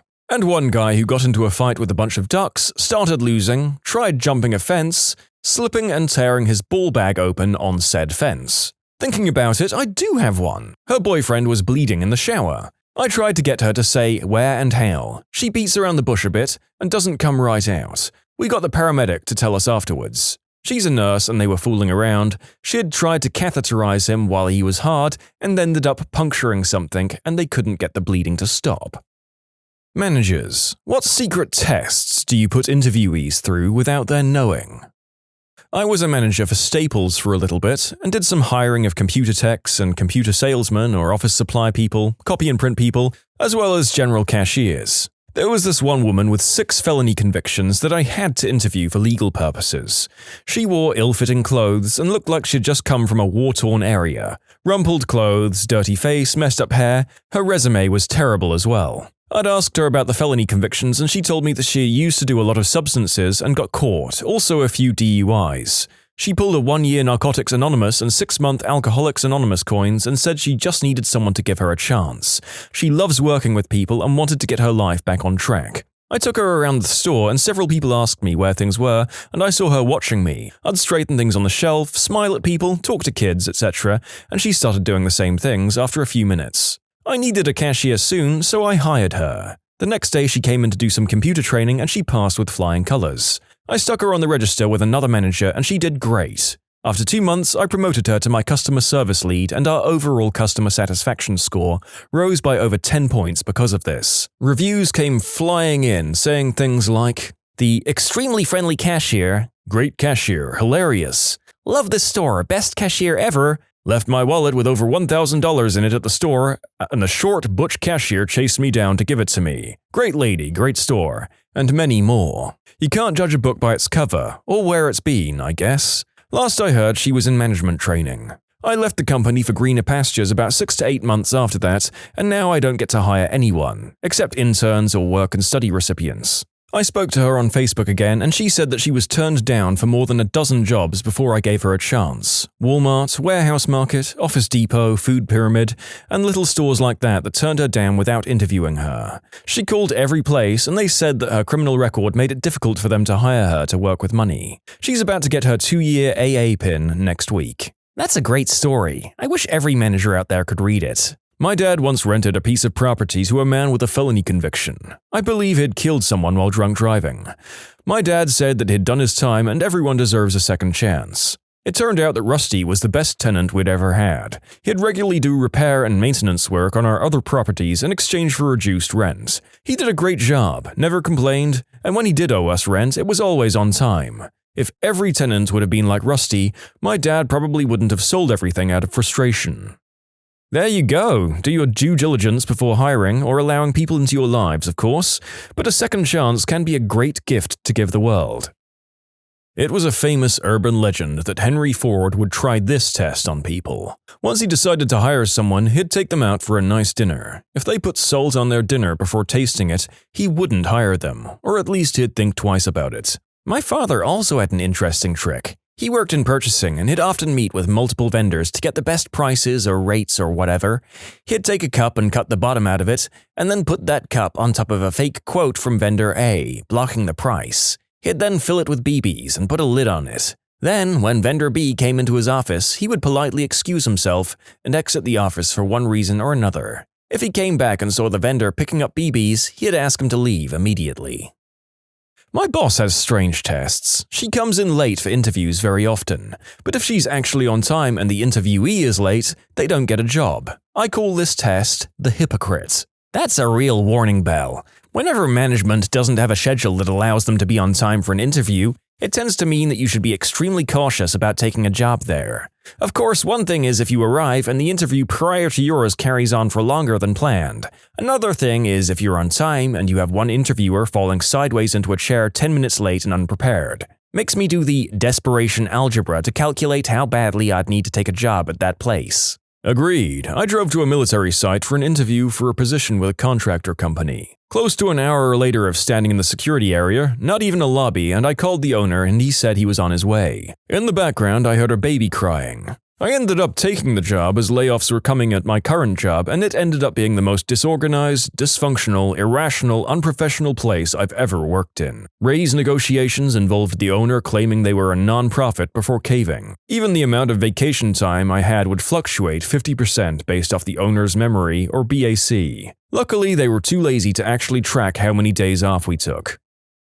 If they bring a pen or pencil, they're a cut above most of my applications. I brought a pen applying for jobs with me. Got a call the next day. Fricking pen thieves.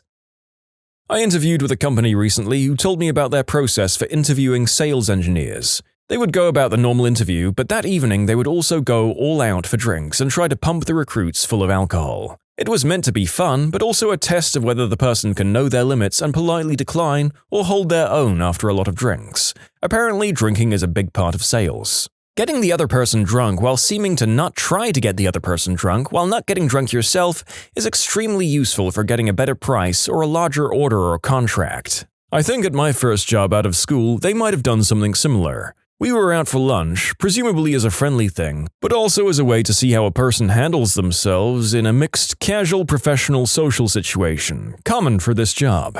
One of the senior guys starts telling a story about getting way too wasted and acting a fool. I think it was a test to see whether I would respond with my own ridiculous story of debauchery, or try to maintain professionalism. I didn't respond with any stories of my own, despite being a new college grad who only had those kind of stories. I used to do interviewing for a job that was basically hacking the internet. At some point in the interview, I'd ask them increasingly advanced questions until they came to something they didn't know. Then I'd explain it to them. If they thought the new thing was really cool, that was a big plus. It showed they were really interested in the job itself, not just the paycheck. When I was applying to work at a chemical plant, my future supervisor gave me a sheet with several short chemistry problems on it. The first two were normal derivation formulas, the rest were just asking for the names and properties of the compounds listed. I was sweating and getting more and more confused until he took the paper back from me, adding the answers. They were all jokes, things like a ring of 6 iron molecules, Ferris wheel. He just said, "This is a really dumb place to work, so you'll have to have a good sense of humor here." One of my favorite jobs ever. This thread is scaring the crap out of me. I'm desperately unemployed and I had 2 big interviews this week that I thought went well. Did you do the secret handshake? And did you point out the tie with the equation on it and solve it? And did you notice the comics on the fridge? And did you make sure you used the salt at the right time? Less importantly, did you know anything about the subject matter? Seriously, some of these interviewers are making me lose my faith in humanity with how wildly dumb their crap is. So, you want to be a network programmer, huh? Well, grab that cord over there and show me how many sailor's knots you know. I used to think I didn't do very well in interviews. After I saw how interviewing processes usually go, I learned that I'm well above the average candidate. If you think you did well, you probably did do well, and if you don't get the job, they might have found someone who really knows their stuff. Half of these techniques don't prove anything. Most of these people are D-bags who think they're being clever. It does seem that way, doesn't it? Who the frick cares if the applicant with 25 years of work experience and an impeccable track record puts extra salt on his fries? I'd always ask folks to use a particular subject line when sending in their resume for a particular job. Nothing crazy, just please send an email with programming position as the subject.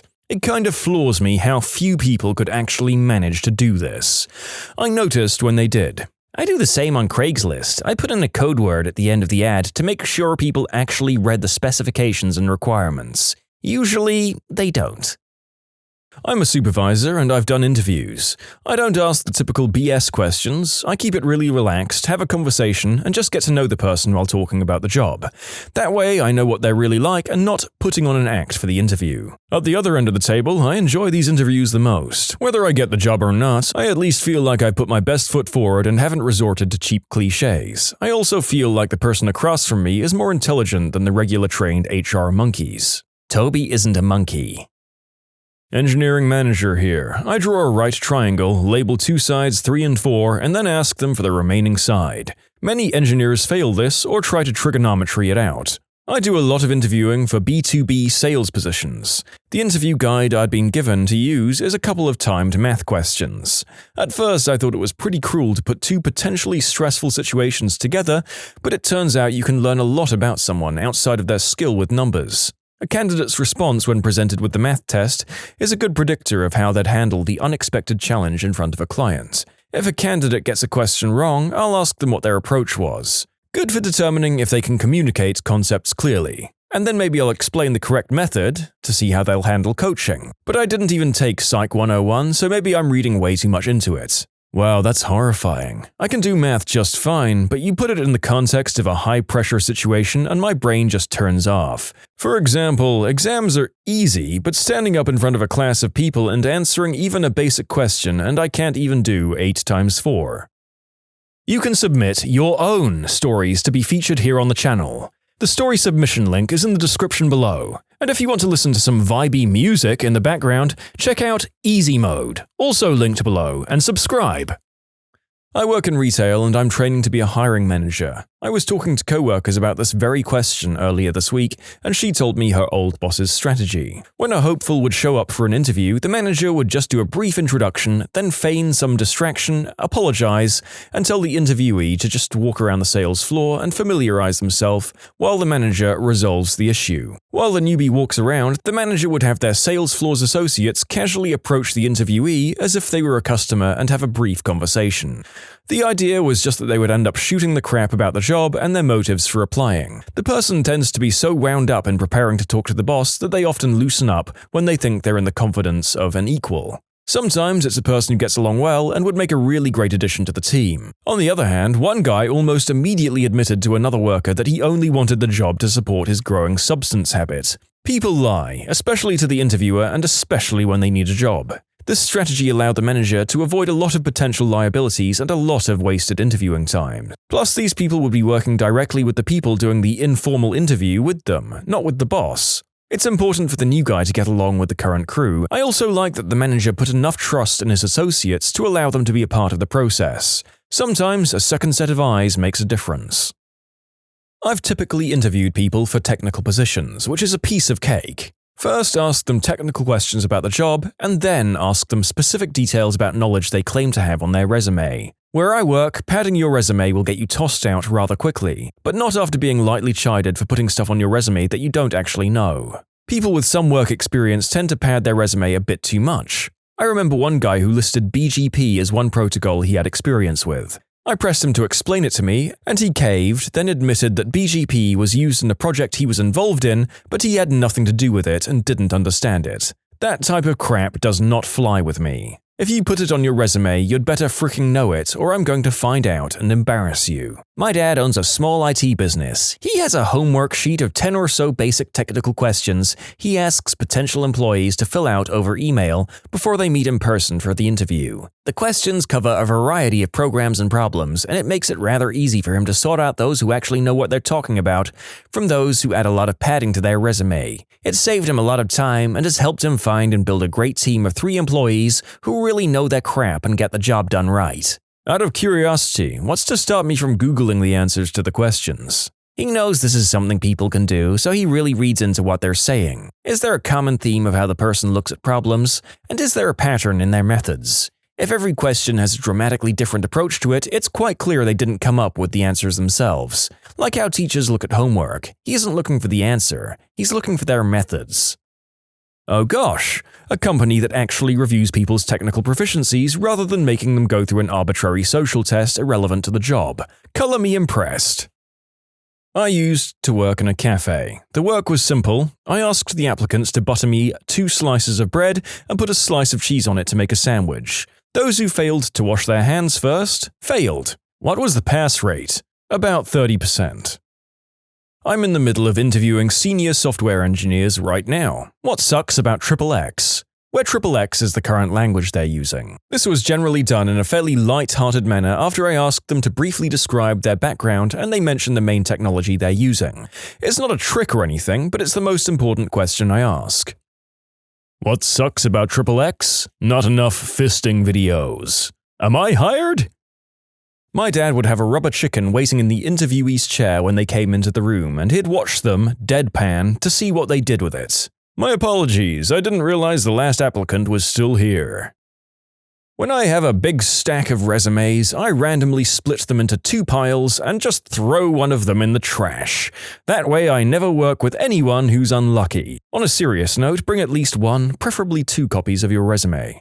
When I ask you why I should hire you, say something honest and tangible. Everyone is a fast learner. Everyone is also a team player apparently. These are the 2 most worthless comments you can make to me. I'm a retail manager. You could have a great application and resume and 100% on our computer application skills test, but if your email address is anything like love420forever@yahoo.com, your cell phone has a ringatone such as Usher, or you mention boyfriend or girlfriend problems in your interview, I won't be hiring you. At least get a non-substance or party-related resume or application email address. And if you get by and get hired, don't ask for cashier code 420. Seriously, what if my email address is my username and my ringtone is a meowing cat? Username is great. Ringtone, well, you'd probably sound too crafty and overqualified. Why would such a unique person stay in a position at $8.50 an hour and last there? It costs a lot to hire. I'd say the average hourly employee outside of the pharmacy has been there for 5 years and makes around $12.75 an hour. Some make more, been around since 1999, and of course the newer people. Every industry considers those overqualified. It makes sense, sadly. One of the most dangerous kinds of people in an engineering environment is those who won't admit that they don't know how to do something. For this reason, if a candidate couldn't admit at least once during the entire interview that they didn't know an answer, it would raise a huge red flag. With some candidates, I could ask them esoteric question after esoteric question that any reasonable person would see it's okay not to know, and they would hedge and dance around it or try and guess the answer. My favorite was, what are the first 4 bytes of a file that identifies it as a Java class?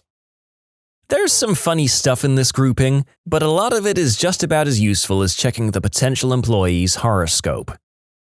This reminds me of a joke. 3 wannabe MI5 agents are being interviewed. 2 men and a woman. They're given firearms and told to go into a room and shoot whoever's in there. But they're not told that the weapons contain blanks. The first man goes in and sees his girlfriend sitting on a chair in the middle of the room. He immediately breaks down in tears and can't do it. The second man goes in and sees his wife on the chair. After 30 minutes, he pulls the trigger and emerges distraught. He's passed the test, but his wife hates him. The woman goes in and sees her husband on the chair. After 10 minutes, she comes out covered in blood. The interviewer says, "What the frick happened? That weapon was loaded with blanks." "I know," she says angrily. "I had to beat him to death with the chair." I like that the married interviewees are the ones who managed to pass the test. She was told to shoot whoever was in there, not kill him. I'm sure she didn't get the job. Well, she did go above and beyond what was asked, though. She's a go-getter. My boss does the walking test. He does walking interviews and will change his pace to see if people would keep up with him with the change of pace. It's a big thing in hotels. What? Who's going to separate from the person they're interviewing with? Oh crap, I'm suddenly 15 meters in front of the interviewer. I knew I'd screw this up. I'm an editor who sometimes has to hire other editors. The interview is usually just a formality for me. The resume and cover letter tell me almost everything I need to know. Mistakes on the resume? No way you're getting a call. Disorganized or confusing layout? No thanks, I need people whose main goal is to communicate clearly. Applicants move up in the pool if their style choices, such as using the Oxford comma, match my company's, because I figure it will be easier for them to conform to our style guidelines. I'll also look for writing samples on the web. I would assume that for a lot of these personality test type situations, the interviewer is choosing from a pool of people who've already been filtered through their CVs. The interview is a chance to test their critical thinking skills among a few other things. I'm an engineering manager. One of the first things I do for drafting types is have them do a model for something I sketch up. I leave something important off, such as a thread size, part thickness, or maybe hole location, just to see how long it takes them to ask for clarification. People try to be self-reliant to prove themselves, so it makes a lot of people squirm once they figure out they don't have all the information. A good candidate not only finds the missing information quickly, but communicates the issue and seeks out the answer. 4 out of 5 assume an answer, which kills me when I ask the question, "Do you think your print is ready for manufacturing?" Sometimes it really is true that a candidate who has all the answers is someone who never asks the right questions. If you don't push your chair in at Cracker Barrel after the interview, 9 times out of 10 they won't hire you. Manners matter. I ask a question of medium difficulty that any competent person would be sure to get right. I then ask them if they're sure about their answer, implying that it's wrong. Tells you a lot about how they react to feedback and how they communicate with the client or boss when they think they're wrong. IT manager here. I always try to make the person perform a task or write code that will directly relate to the actual job. For example, if you're a front-end HTML jockey, you get a screenshot and an hour to build the page in HTML with Notepad. The special part of the test is that there's no way you can finish it in an hour, so it's as much a question of prioritization as it is technical ability. One guy wasted the whole hour trying to make the rollovers work. No offer. The guys who got offers were the ones who got a basic page running, then went back and went after the frills. My old manager kept a stack of comic books, a lot of old-school superheroes and some of the Star Wars graphic novels, on a mini-fridge behind his desk. He'd always offer the interviewee a bottle of water from the fridge, but in order to get it, he'd have to slightly shift the comic books. If they mentioned the nerdiness or coolness of him having them or asked him about them, then they would be much more likely to get hired. Caleb was a pretty cool guy. So, only people who like comics get hired? I'm pretty much a nerd, but I don't read comics. No, it was more that you had to not be embarrassed by the fact that there was a grown man behind the desk who happened to not like comic books. I don't like them either, but happened to like video games, Lord of the Rings, etc., and could keep up. He just liked people to be able to approach those kinds of awkward conversation topics. What was the stupidest reason you got woken up for? When I was a teenager, my much younger brother woke me up from a nap saying, "Mom said don't wake up." "Another job well done." Did you ever get the, "Guys, be quiet, Mom said to let him sleep longer," right outside your door? This is why wars happen. You mean why 8-year-olds are tossed across ponds and skipped like rocks? Obnoxiously loud buzz and shriek of a National Weather Service warning to my cell phone at 3 a.m. telling me that in about an hour, it was going to be raining in a county 60 miles away. I figured out how to turn off that crap permanently. False positives generated by humans are unacceptable. One time, I got a tornado warning in November. I live near LA. Did you die? My daughter always wakes up in the middle of the night, but it's not a quiet wake-up. She's 6. She screams at the top of her lungs, "Dad!" "What?" "I can't sleep." "Me neither." Anytime I fall asleep at my mom's place, my 8-year-old sister will shake me awake and ask what I'm doing. You guys really know how to sell the whole having kids thing, don't you? My brother looked at his clock, saw a :30 and assumed there was a 7 in front of the colon on Christmas morning. It was 3:30 in the morning. Even on Christmas, that's 4 hours too early. One Christmas, I tried to get my family up at 1 a.m. Technically, it was the morning. I remember doing something like this when I was a kid. I saw 12:30 and freaked out thinking it was already noon, totally oblivious to the fact that there was one of those in the middle of the night as well. My parents were pretty teed off. When we were both pretty young, my sister woke up at 4 a.m. on Christmas Day once. I had to force her to go back to bed. From then on, we instituted a "it's not Christmas until 7 a.m. rule in our house. I feel like everyone with siblings has been the victim or perpetrator of this particular problem. Now we await the karma of our kids doing it to us with a sense of dread. A bazillion years ago, when I was 16, I was hospitalized for infectious mono, and they would wake me up to ask if I needed a sleeping pill. They would wake you up? You mean they did this regularly? In my memory, they were doing it every time I fell asleep.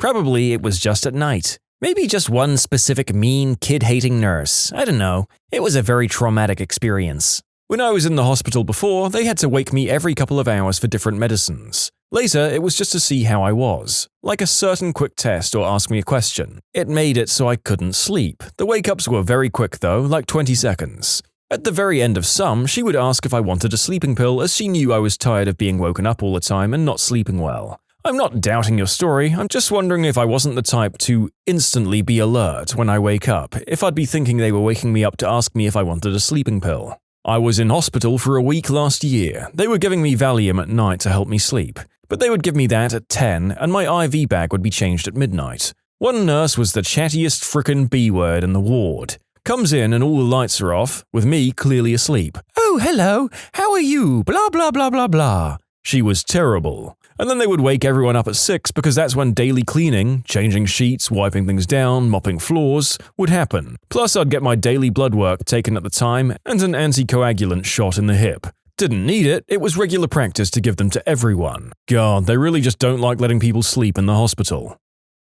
My grandma calling to ask me if I wanted blueberry muffins at 1 a.m.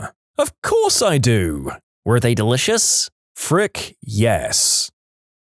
What time are you going to wake up today? Well, I guess right now o'clock. My husband does this regularly. That or, what time do you want me to get you up?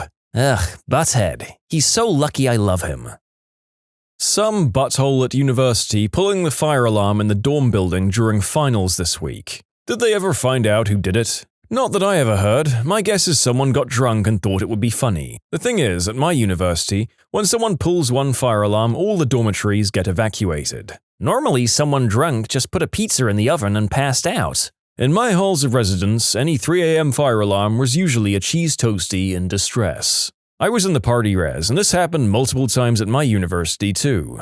Once I'd gotten pretty drunk that night and had just gone to sleep, 4 a.m., when 10 minutes later the alarm went off. Despite being the loudest, most annoying alarm I've ever heard, it took me at least a solid minute and a half in my drunken, half-asleep stupor state to figure out it was the fire alarm. I just wondered why my head was suddenly so loud. Staying in dorms wasn't even an option. There was something like a $500 fine if they found anyone who didn't evacuate. I kid you not with this story. So my linear algebra professor decided to test us to see if we were truly learning the material in class. So he said, your cell numbers are in the school system, so I'm going to call each and every one of you at a random time during the quarter. I'm going to ask linear algebra questions and you have to answer it, or else you lose 5 points. I thought it was weird, but we decided to go along with it. 3/4 of the way through the quarter, I completely forgot about it, and at like 3 in the morning, my phone goes off. I wake up and I answered it. Hey, it's your math professor here. Here's your question. How many vectors does it take to form a basis in R4? And what are the conditions needed to form it? I paused for a second and just said, no, I'm not doing this, and hung up. The next day I talked to him after class and he said, if you truly knew the material, you'd know it in your sleep. I lost 5 points, but I didn't care. That was the dumbest thing to do to wake a person up. I don't know my own name when I wake up from a deep sleep, much less linear frickin' algebra. You should have called him every half hour from 2 a.m. through a Saturday night to ask him to tell you about something from the class. I would have gone to the head of the department over this. This is beyond inappropriate. I know that sounds harsh, but this was a power trip, and it was an abuse of his power. My dad called me and woke me up the other day to ask me if I wanted to go for breakfast. My instinctive response was, frick you, I'll kill you. I called him back 10 minutes later when my alarm went off and we had IHOP. Being woken up to be told I'm going out. I would have gathered that by waking up and noticing that you weren't home. I would assume, oh, she went out. This happens to me all the time. I get woken up by someone yelling, bye Alexandra, I'm going to the dentist or mall or work. Like, thanks, if only I could have figured that out all by myself. Sorry, I'm bitter about this. They do mean well. They don't want us to worry. But yeah, we'd rather sleep longer and worry a bit than not sleep and not worry. Is leaving a note an impossibility? A friend of mine showed up at my apartment at 9 a.m. because he was in the neighborhood and had to take a crap. Well, would you rather he left it on your doorstep with a note? Dear friend, fix your doorbell. This is what you are sleeping in past 9. A lazy piece of crap. If any of my buddies pulled this on me, I'd totally understand. Coworker called me at 1:30 a.m. to call out for the following day. Coworker, not employee, and because of a sore throat. That crap happened to me too. Hey, I'm gonna be out tomorrow. Can you tell the boss? Can't you call her in the morning? No, I'm gonna be busy. It's literally just, hey, I won't be there. Okay, have a good day. Seriously, or send a text, that makes the most sense. I got a lot of places say that's a no-no, but I can't imagine calling that early in the morning is any better. Or if you work in hospitality, you send the text and they ask you to come in anyway, cold or no cold, COVID or whatever. I really don't miss it. My dad, I think he'd been smoking green herb, but anywho, he woke me at 3 a.m. in my senior year of high school to see if I wanted to drive him to Walmart so that he could buy tan mini blinds for the dining room. He handed me a piece of paper that he had supposedly written down the measurements of the windows on, but it was just the wrapper from a piece of candy. Measurements. List of candy. You think he had been toking? You have some pretty high standards of evidence. Well, my dad can be pretty eccentric, and around that time he'd had surgery, but I just don't think the pills they gave him were that good. In case they were that good, do you know what the pills were called? No reason.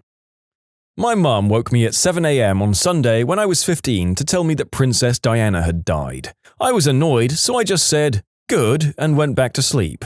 I was 18, and my mum woke me up at 7 a.m. to tell me that too. I asked if Dodie was with her and apparently nodded in approval when this was confirmed and rolled over. I've just heard that Princess Diana and her lover were killed this morning. Mum, I swear it wasn't me. I've been here all morning. I have an alibi. Back in 2007, my dad woke me to tell me Jessica Simpson was getting a divorce. I have no idea why. I've never expressed even the slightest interest in Jessica Simpson. I barely knew who she was. I have no idea how he knew who she was, and yet he felt the need to inform me about the demise of her marriage at 7 in the morning. It was surreal. Your dad was just really happy that his fantasy was finally coming true.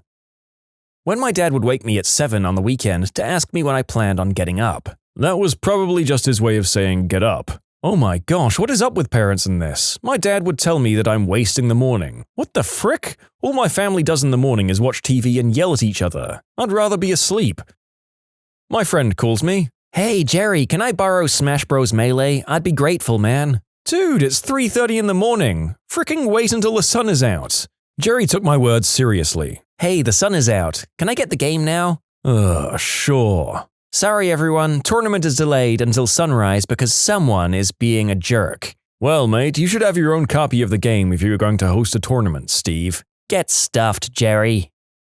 You can submit your own stories to be featured here on the channel. The story submission link is in the description below. And if you want to listen to some vibey music in the background, check out easymode, also linked below, and subscribe.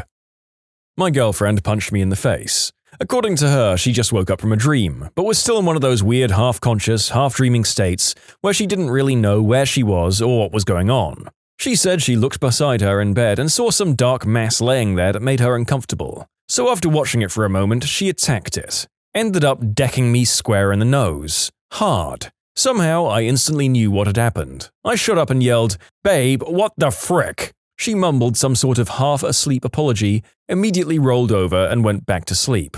I, on the other hand, lay there unable to go back to sleep for 2 more hours, because it's not exactly easy to do when you're woken up like that. I was furious. It's one of my favorite stories about her and us now, though. Well, at least now you know she can handle it if any strange dark mass of a person is in your home unwanted. My dad's, "Wake up, we won $1 million! April Fool's prank 2 years in a row. He really thought he was clever." I can't remember if I was actually woken up or woke up on my own, but I woke up one morning to my ex mad at me because she had a dream that I cheated on her.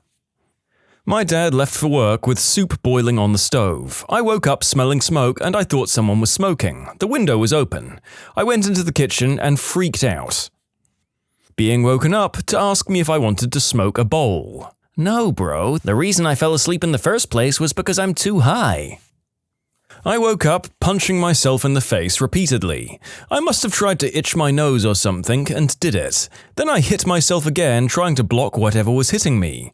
I must have hit myself in the face 10 times before I woke up enough to realize what was happening. My whole arm fell asleep and it was dark. Roundhouse kick to the face from my 2-year-old son. Did you repay the favor the following night? With twice the fury. Roundhouse kick 2. Twice the fury. A couple of nights ago, my husband flipped the light on in the middle of the night because he was looking for spiders hanging from the ceiling while he was dreaming. Twice. 2 hours apart. Thinking about it, it parallels with the time he was sleep-talking, stood up in the middle of the bed and then rolled me over to look under me for the map that he was dreaming was missing. I speak Spanish, but the rest of my family doesn't. One Saturday morning, my dad was having a garage sale and woke me up at 7 a.m. to translate for some guy who didn't speak English and wanted to negotiate prices. So I dragged myself out of bed. I'd had a really late night the night before and was a little hungover and went to talk to this guy about a punching bag. I was talking with him for about 5 minutes before I realized he was speaking Portuguese and that I was having a one-sided conversation with myself and neither of us could actually understand the other. In conclusion, Dad woke me up to translate for Spanish speaker at a garage sale. The guy was speaking Portuguese. My roommate and her boyfriend snuck in at 6 a.m. and tried to quietly do the deed while I was sleeping in the other bed 2 feet away. Wow, F that guy. If he's cool with that. Just gonna note, no one said anyone had a problem with it, just that it was a stupid reason to wake up. I woke myself up because I was laughing. I was dreaming about flatulent jokes. I got woken up by my own laughing once too. I remember I was camping and I was dreaming about exploding outhouses, and for some reason it got me in my giggle bone. It still makes me chuckle a bit. Family members have woken themselves up snoring loudly. My parents' dog tooted itself awake a few times. And the narrator has also woken himself up with his own toots and snores on a large number of occasions, so let's go easy on the dog shaming. A tiny earthquake, and then when I was about to fall back asleep, my brother came into the room freaking out. I woke up from a minor earthquake once. We don't really get earthquakes here, so I assumed it was a dream until I saw it on the news the next day. My mum very excitedly woke up to show me a recently dead bird that she had seen fly into our window. I told her that she wasn't a cat, and behavior such as this was unacceptable. During college, some drunk idiot tried and failed to cook grilled cheese at 2:30 in the morning, set off the fire alarm for an 8th-floor dorm. The campus police officer who showed up to help clear the scene stood on top of his cruiser and yelled, "Who the frick burns grilled cheese at 2 a.m.? My mom wants me to be awake. She doesn't have anything to do, she just doesn't want me sleeping if the sun is out. Most fun thing for teenagers happen around midnight. Wake her up then so she doesn't miss out on that. I got this crap when I was living at home during the summer between years of college and working afternoon and evening shifts in retail. I'd wake up at about 11:30 a.m., shower, eat, go to work, come home, have dinner, and then stay up until 2 because that's when all of my friends were online. My parents really did not like me sleeping so late. Their reasoning was that I needed to be up at the same time as the rest of the world. I guess it's somehow disrespectful to sleep late if no one else is, but what the heck would I be doing in the morning if I don't work until 1 p.m? I finally just said it was unreasonable to expect me to be up at 7 a.m. when my schedule was the way it was, and that if my shift changed, I would change my schedule. But yeah, there was like a week every summer of, "Stop sleeping so late, other people are already up." Yes, it's exactly like that, except not always related to work schedule. Still, my mom doesn't want me to sleep the day away, and she doesn't like me being awake while everyone else sleeps. It's not as if I'm loud or doing anything dangerous. My manager once called me at 6 a.m. to ask if I saw his email he sent about an hour before about shirt sizes for the new uniforms. My boss does that. In the call, he's always slightly disparaging that I didn't email confirm I got his email. I'm always like, "You sent it, I got it. There wasn't a question. When there is something to respond to, I'll do it when I get to them." Now I just click reply on his emails and peg out "OK" on the keyboard and hit send. I woke my sister up for moral support when I went to battle with giant-ass spiders downstairs. If there's one thing I've learned, it's that spiders are an acceptable reason to wake someone up. My roommate, who I love so much, put an old potato in the microwave for 5 minutes. We don't know if it's because she didn't poke it with holes, or if it's because it was old, or if 5 minutes is too long for a raw potato, but we had a food flare-up. I wake up because the fire alarm is going off, and I peek my head out and there's a small fire in the microwave. I blasted it with water from a spray bottle until it stopped glowing, and we threw out the melted plate and blew the smoke out of the windows, and we laughed about it for like an hour. It was such a stupid situation. Who lights a fire in a microwave? Who messes up baking a potato? Who's baking potatoes after midnight anyway? Why was it so funny to hold a melted plate in the middle of the night? It's actually one of my favorite college memories so far. My significant other waking me up in a panic because there was a parrot giving birth on the floor. He was talking in his sleep, by the way. Someone waking me up to tell the person next to me the time. My friends stopped by to ask me if I was asleep. It's actually really annoying when someone shakes you and wakes you up and then looks you in the eye and asks if you're awake. It's even more annoying when they ask, "Were you asleep?" Yes, it's like someone seeing you struggle to carry a heavy load and asking you, "Is it heavy?"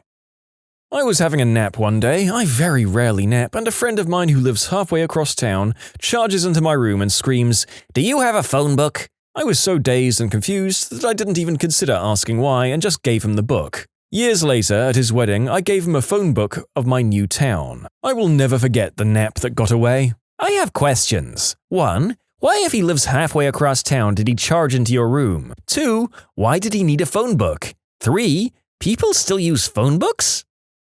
I'm a pretty heavy sleeper, especially after a night of drinking. One Saturday morning when I was in college, I slept through a fire alarm. I woke up when a security officer entered my room and started yelling at me. "Hey, why are you still here? Didn't you hear the alarm?" I was still in my bed at that point, and I just looked at him and said, "I didn't hear it, I was sleeping." He then tells me that the fire alarm was set off in my room and started rattling off questions. "Were you smoking, microwaving, toasting, lighting incense?" I told him, "No, dude, I just told you I was sleeping, you literally woke me up." At this point, I could tell he was getting a bit frustrated, but so was I. He then tells me, "Get up, you need to go outside with the others." I responded, "Well, can I at least get dressed? I'm not wearing boxers." After that, he finally left, and I put on some underwear and my robe and went outside. It turned out my smoke alarm was defective, which is why it set off the system and why I couldn't hear it as loudly as everyone else. It wasn't necessarily a stupid reason to wake me up, but at the time I was super annoyed because it sucked to wake up to a security guard yelling at you early in the morning.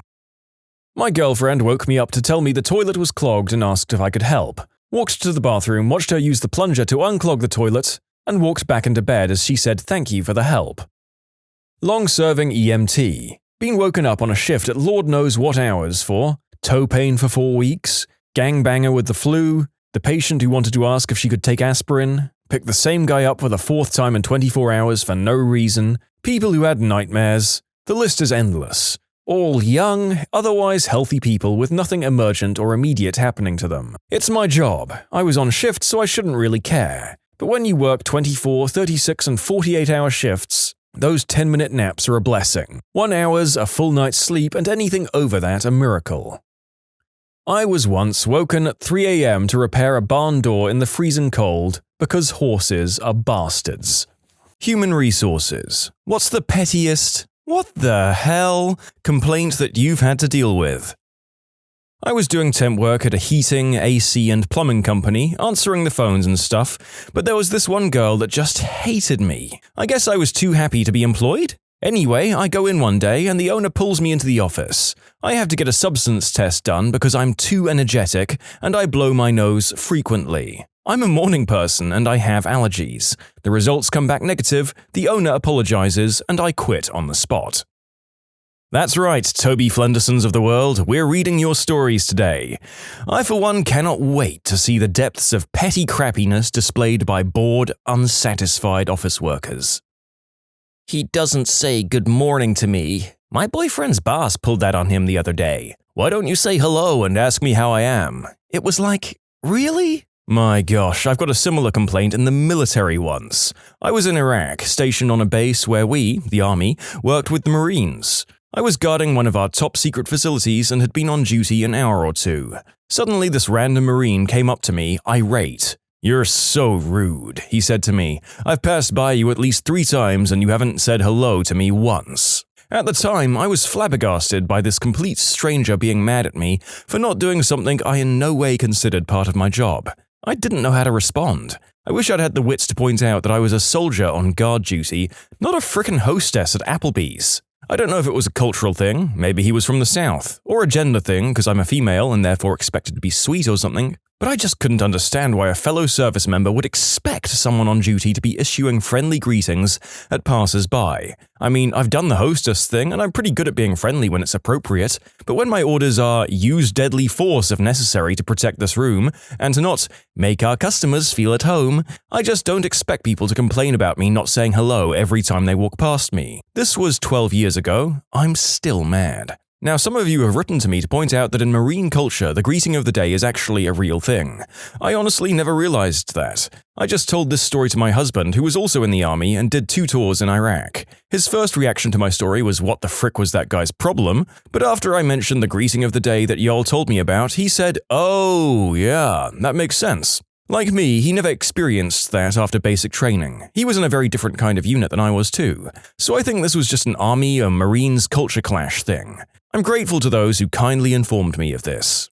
Okay, this is weird, but I have to say that I did experience one manager who I legitimately made this complaint about. He would walk in every morning and go straight to the girls working in the handwork area and be super friendly. Bring them coffee, lots of cheerful greetings, then walk to my station.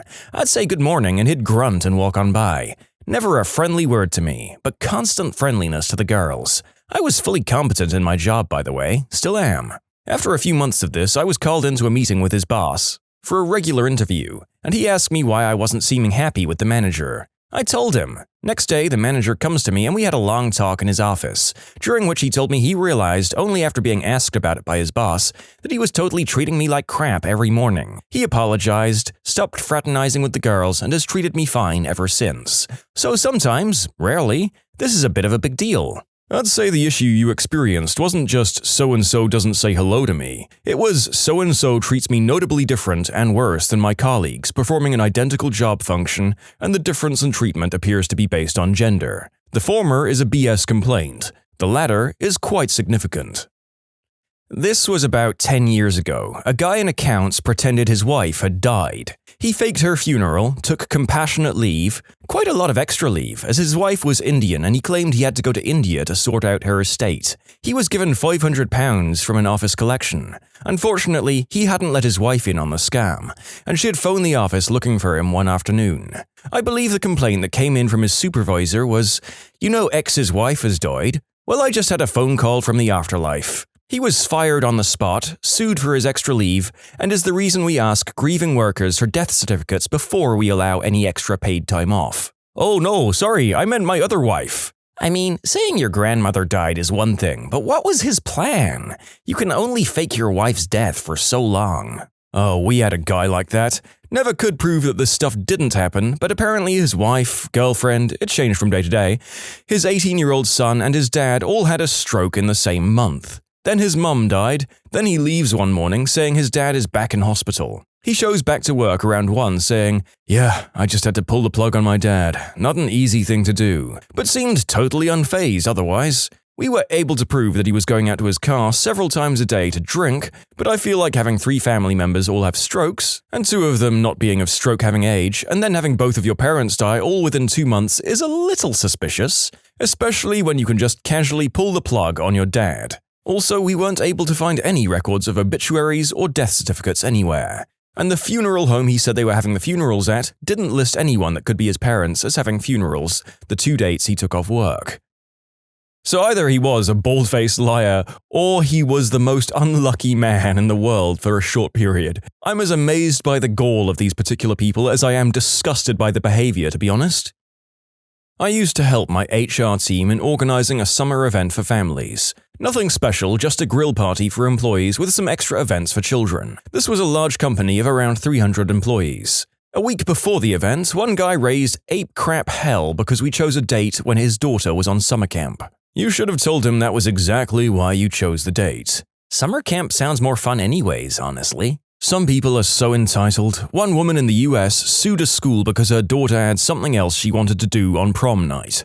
So unbelievably, they sued the school to change the prom night. Because frick everyone else, the only thing that matters or has a life is me and my family. My company has had some serious what the frick moments. Take down the pictures of World War II airplanes because our German customers might take offense. Had a phantom crapper who wrote "F you" on the wall in feces and laid one in a newly installed toilet. It wasn't even plumbed in yet, they just crapped in a waterless toilet and left it for someone else to sort out. We had a guy who got caught sleeping at work for the 3rd time. When the shift leader gave him a talking to, the guy complained to HR that he was being victimized. During the subsequent investigation, it was found via CCTV that the worker was going to his car and doing smack. This was confirmed in a positive substance test. These are just some of the ones that jump out at me. Not what you would expect in a multi-billion-dollar aerospace engineering company.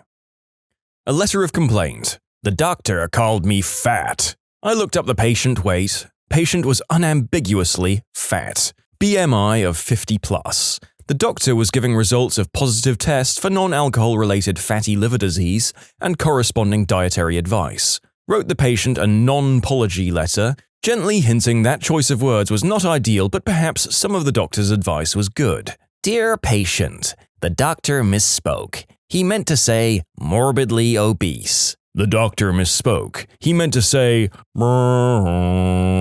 "There she blows. Man the harpoons." I'm picturing Dr. House apologizing this way. My mum, who works for the state, had to deal with an employee who was catching pigeons at work property and then taking them home to barbecue them. I have a huge list. A manager who complained that a guy's accent was too thick. After speaking with the manager, who frequently uses politically incorrect slang, and the heavily accented gentleman, I can honestly say the manager was the issue, and that guy didn't even have a very thick accent. A guy kissing his girlfriend hello after finishing work. This was reported as a homophobic act. A guy who kept asking people if they were on break at the same time, as he likes to pray with them. Frequently. A woman calling herself the B-word and another employee reporting her for insulting an employee. Yes, the actual complaint stated that she called herself the B-word. A girl complaining that another guy was stalking her every night. She would ask a guy to escort her to her car. It was the same guy. That one was weird. She actually used his parking space at his house to save money since he lived close to work. She then later complained that he stopped letting her do this. I can only assume due to the stalking complaint. A manager reporting every single one of his employees in his branch for coming in late. Turned out he had told them to come to work an hour early, unpaid, but they came in 15 to 30 minutes early instead, unpaid, so he tried to write them all up. A male customer called his boyfriend so gay. When the employee told him not to be homophobic, he replied they're gay and lovers. She then asked for them to kiss to prove it. That one had a ton of people in stitches over how this woman literally lives a Futurama skit life. Might not be Futurama, but I swear I've seen a show where two people pretend to be gay and do a super awkward kiss. What size of company do you have to run for these things to happen with this frequency? Or is real life actually like the Office TV show? Also, I think the cartoon that last person was thinking of was Family Guy. One of my favorites from the other half who is in HR. So Mr. Blue and Miss Pink work together for some time. At some point, their inter-office flirting becomes too much for Miss Pink, and she goes to HR. Apparently, Mr. Blue has been sending her texts and making overtures that the married Miss Pink does not want and needs to stop. Mr. Blue is pulled into HR and they go over his behavior. He's going to be suspended while they determine if he'll be terminated. It's correctly pointed out that this is very inappropriate behavior. He seems to understand, but something is off with him. Then he asks, "Is she saying she didn't want me to do this?" "Yes," comes the answer. "This isn't something that coworkers do. You're single and don't understand the full scope of what's going on." Hold on a sec. Mr. Blue pulls out his phone and shows a text of Miss Pink with her, undressed, spread eagle along with a steamy note. Then another and another. "I'll send them to you for your research." HR regroups, ends the meeting and does more investigation. Turns out they'd been doing the deed for months. The husband was getting suspicious and she needed an out. They both got disciplined by HR, though her marriage fell apart and she had to carry the knowledge with her that most of HR had seen her naughty bits. You can submit your own stories to be featured here on the channel. The story submission link is in the description below. And if you want to listen to some vibey music in the background, check out easymode, also linked below, and subscribe. The most what the heck complaint I've seen is finger guns being banned in a workplace. Someone complained that they felt threatened by someone making finger guns in the air and filed a complaint. And I guess since that was creating a hostile work environment for that employee, they had to send a memo that it was unacceptable behavior. I guess it's all how you imagine it. Most people make them all friendly and nice, but maybe you're alone in the office and Mike, who's made it clear he really doesn't like you, walks in, stands in front of you, glowers and stares you in the eye, slowly raises his double-barreled finger gun, levels it at your face, pulls the imaginary trigger, turns away, and quietly goes about his business without ever saying a thing. Is that HR worthy? In my humble opinion, I think you need to wink if you do the finger guns, otherwise it is hostile. Not HR, but a friend who owned his own company told me about having to fire a guy for picking up a working girl in the marked company vehicle. It amazes me that people seem to forget they're representing the company when driving a company car. Whenever I drive one, I'm the most cautious, courteous driver on the road. Always following speed limits, letting people merge when they want, not cutting people off, no phone while driving, but I feel like I'm constantly seeing others in a company car that are some of the most aggressive and horrible drivers doing the exact opposite of me. It's just kind of like, why would I ever want to buy something from your company when you act like that? They don't work for Bang Bus then. I know the people in HR pretty well. My work used to let people dress up for Halloween each year. Company is about 350 people in size. People used to have a blast. There would be parties and contests for costumes and pumpkin carving, etc. I would guess about 65 to 70% of the building would get really into it every year. One lady complained to HR that some of the costumes were upsetting to her because they were satanic. We're talking vampires here, folks. Fricking Dracula. Like the classic teeth, black cape, white skin template vampire we all know. That was the end of Halloween for the entire building. I hate that B word. I would distribute pentagram necklaces and encourage people to join me in worshipping the Dark One, just to get her back for that nonsense. If someone can show me where vampires appear in the Bible and personally attack the various protagonists, maybe I'd say they have a fringe case, but even then, who cares? Silly, bored Bible Karens. The new recruitment manager was sending inappropriate and very explicit text messages to female job seekers. You know what? He didn't last very long. He didn't last long in what sense? In my office, there was a huge deal of who kept finishing the pot of coffee without starting a new one. Let me tell you, some office workers had to go 4 or 5 minutes without coffee, which caused chaos. I'm thinking it was you. I've done a lot of bad things in my life, but I would never leave a coffee pot empty. Did you do those bad things because some F-word left the coffee pot empty? Chewing too loud, typing too loud, had to go home because it's cold, hottest month on record and the AC in the server room next room over is dying, and they can hear him. Direct quote. Apparently, he was laughing from across the building, not loudly, and they were not okay with it. I once lightly tossed the keys to a fellow employee. It's something I often do, but this particular employee didn't like me. Later on, I was asked by my manager why I threw the keys at my coworker. Apparently, my coworker told them that I got angry and huffed and chucked the keys at his chest. I was utterly flabbergasted that I was considered to be the one in the wrong. When asked the standard, "What should you do next time to make sure this didn't happen again?" I didn't know what to answer. I considered answering that maybe my coworker shouldn't be such a wussy B-word. Luckily, my team leader stepped in and told me the right answer was not to toss the keys next time. After the meeting, I busted up laughing. It became something of a running joke with my other coworkers whenever we tossed the keys to each other. Next time, make a point by slowly placing the keys on the floor and backing away slowly. You might get another complaint, but that would be funny. We had an issue with scented things in our office. Some people had a sensitivity and there was little airflow, so if someone sprayed something, they had issues. But that's not the bad part. It ended up being a feud between two sections that had to be mediated by HR. On the sensitive side, there was a supervisor who looked for reasons to write up those who might be wearing something scented. She tried to write up someone for wearing a scented deodorant and someone else for carrying scented lotion in their purse. That person hadn't even opened it, by the way.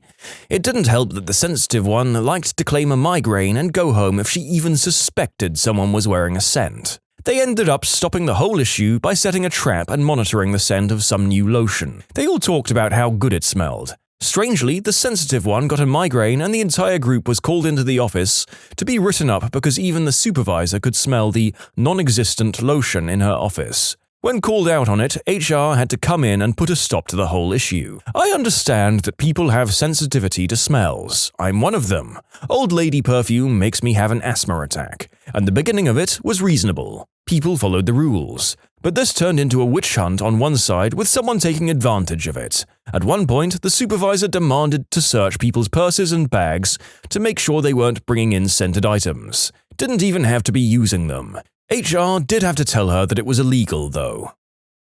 It's funny how tribal people can become in the workplace over a prolonged period of time. Boredom and perceived injustices can combine to mutate into some truly absurd fights.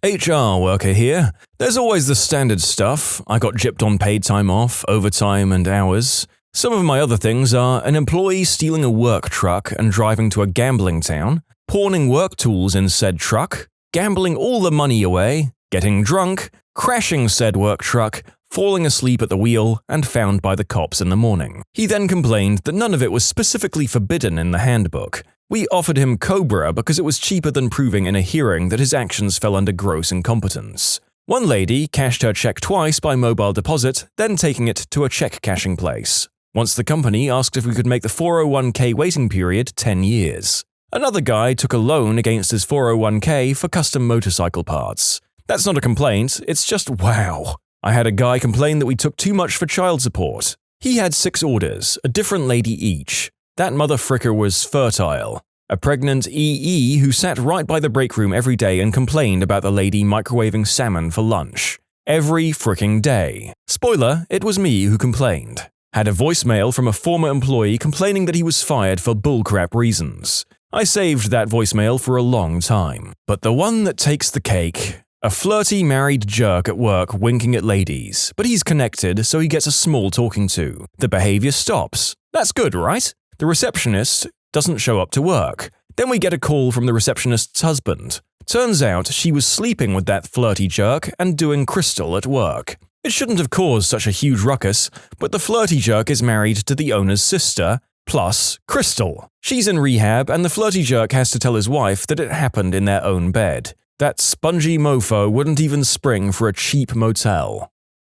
I'm in HR. I've had a few what the heck complaints. Employee complained about other people's perfume affecting her allergies but wore heavy perfume herself. She said everything outside her home gave her allergies. With a doctor's note, she was allowed to work from home, but was more than happy to come to company events and get wasted. Yeah, that makes total sense. We also had an employee who was abrasive, rude, arrogant, and actively tried to get people fired, and he was a little too flirtatious with women as well. There were several complaints about the guy. The what the heck part of it was no matter how much documentation we collected about him, the executives refused to discipline him because he'd been at the company for 20 or more years, and had a unique wealth of knowledge that would be extremely hard to replace. We also had an executive who scared her department so much that people were afraid to use the bathroom. If some people took maybe a minute too long in the bathroom, the supervisors grilled the person about where they were and sometimes penalized them for that. The supervisors were under so much pressure from the exec,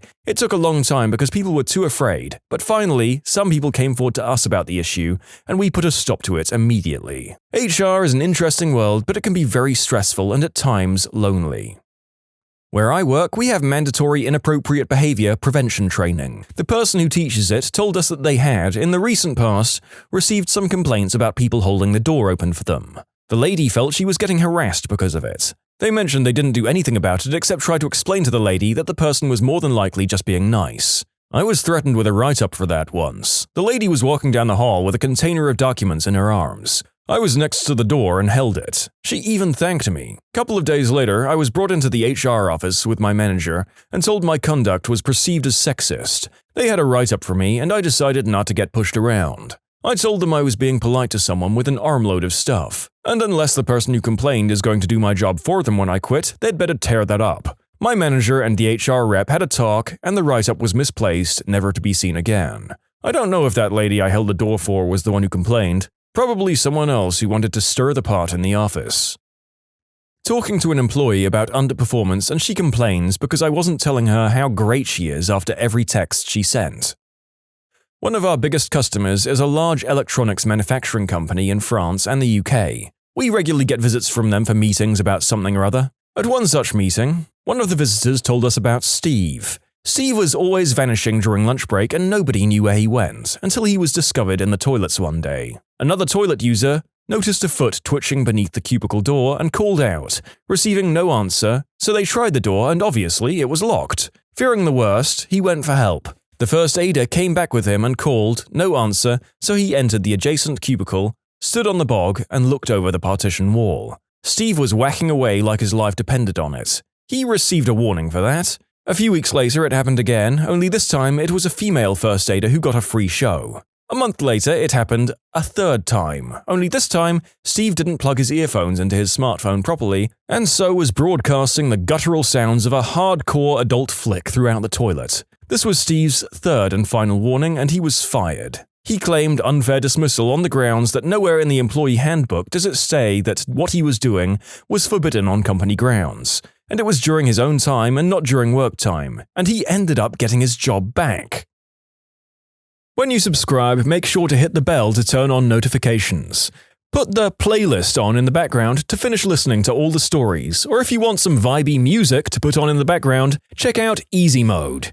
If you like Am I the Genius, give Am I the Jerk a shot. Everything linked in the description.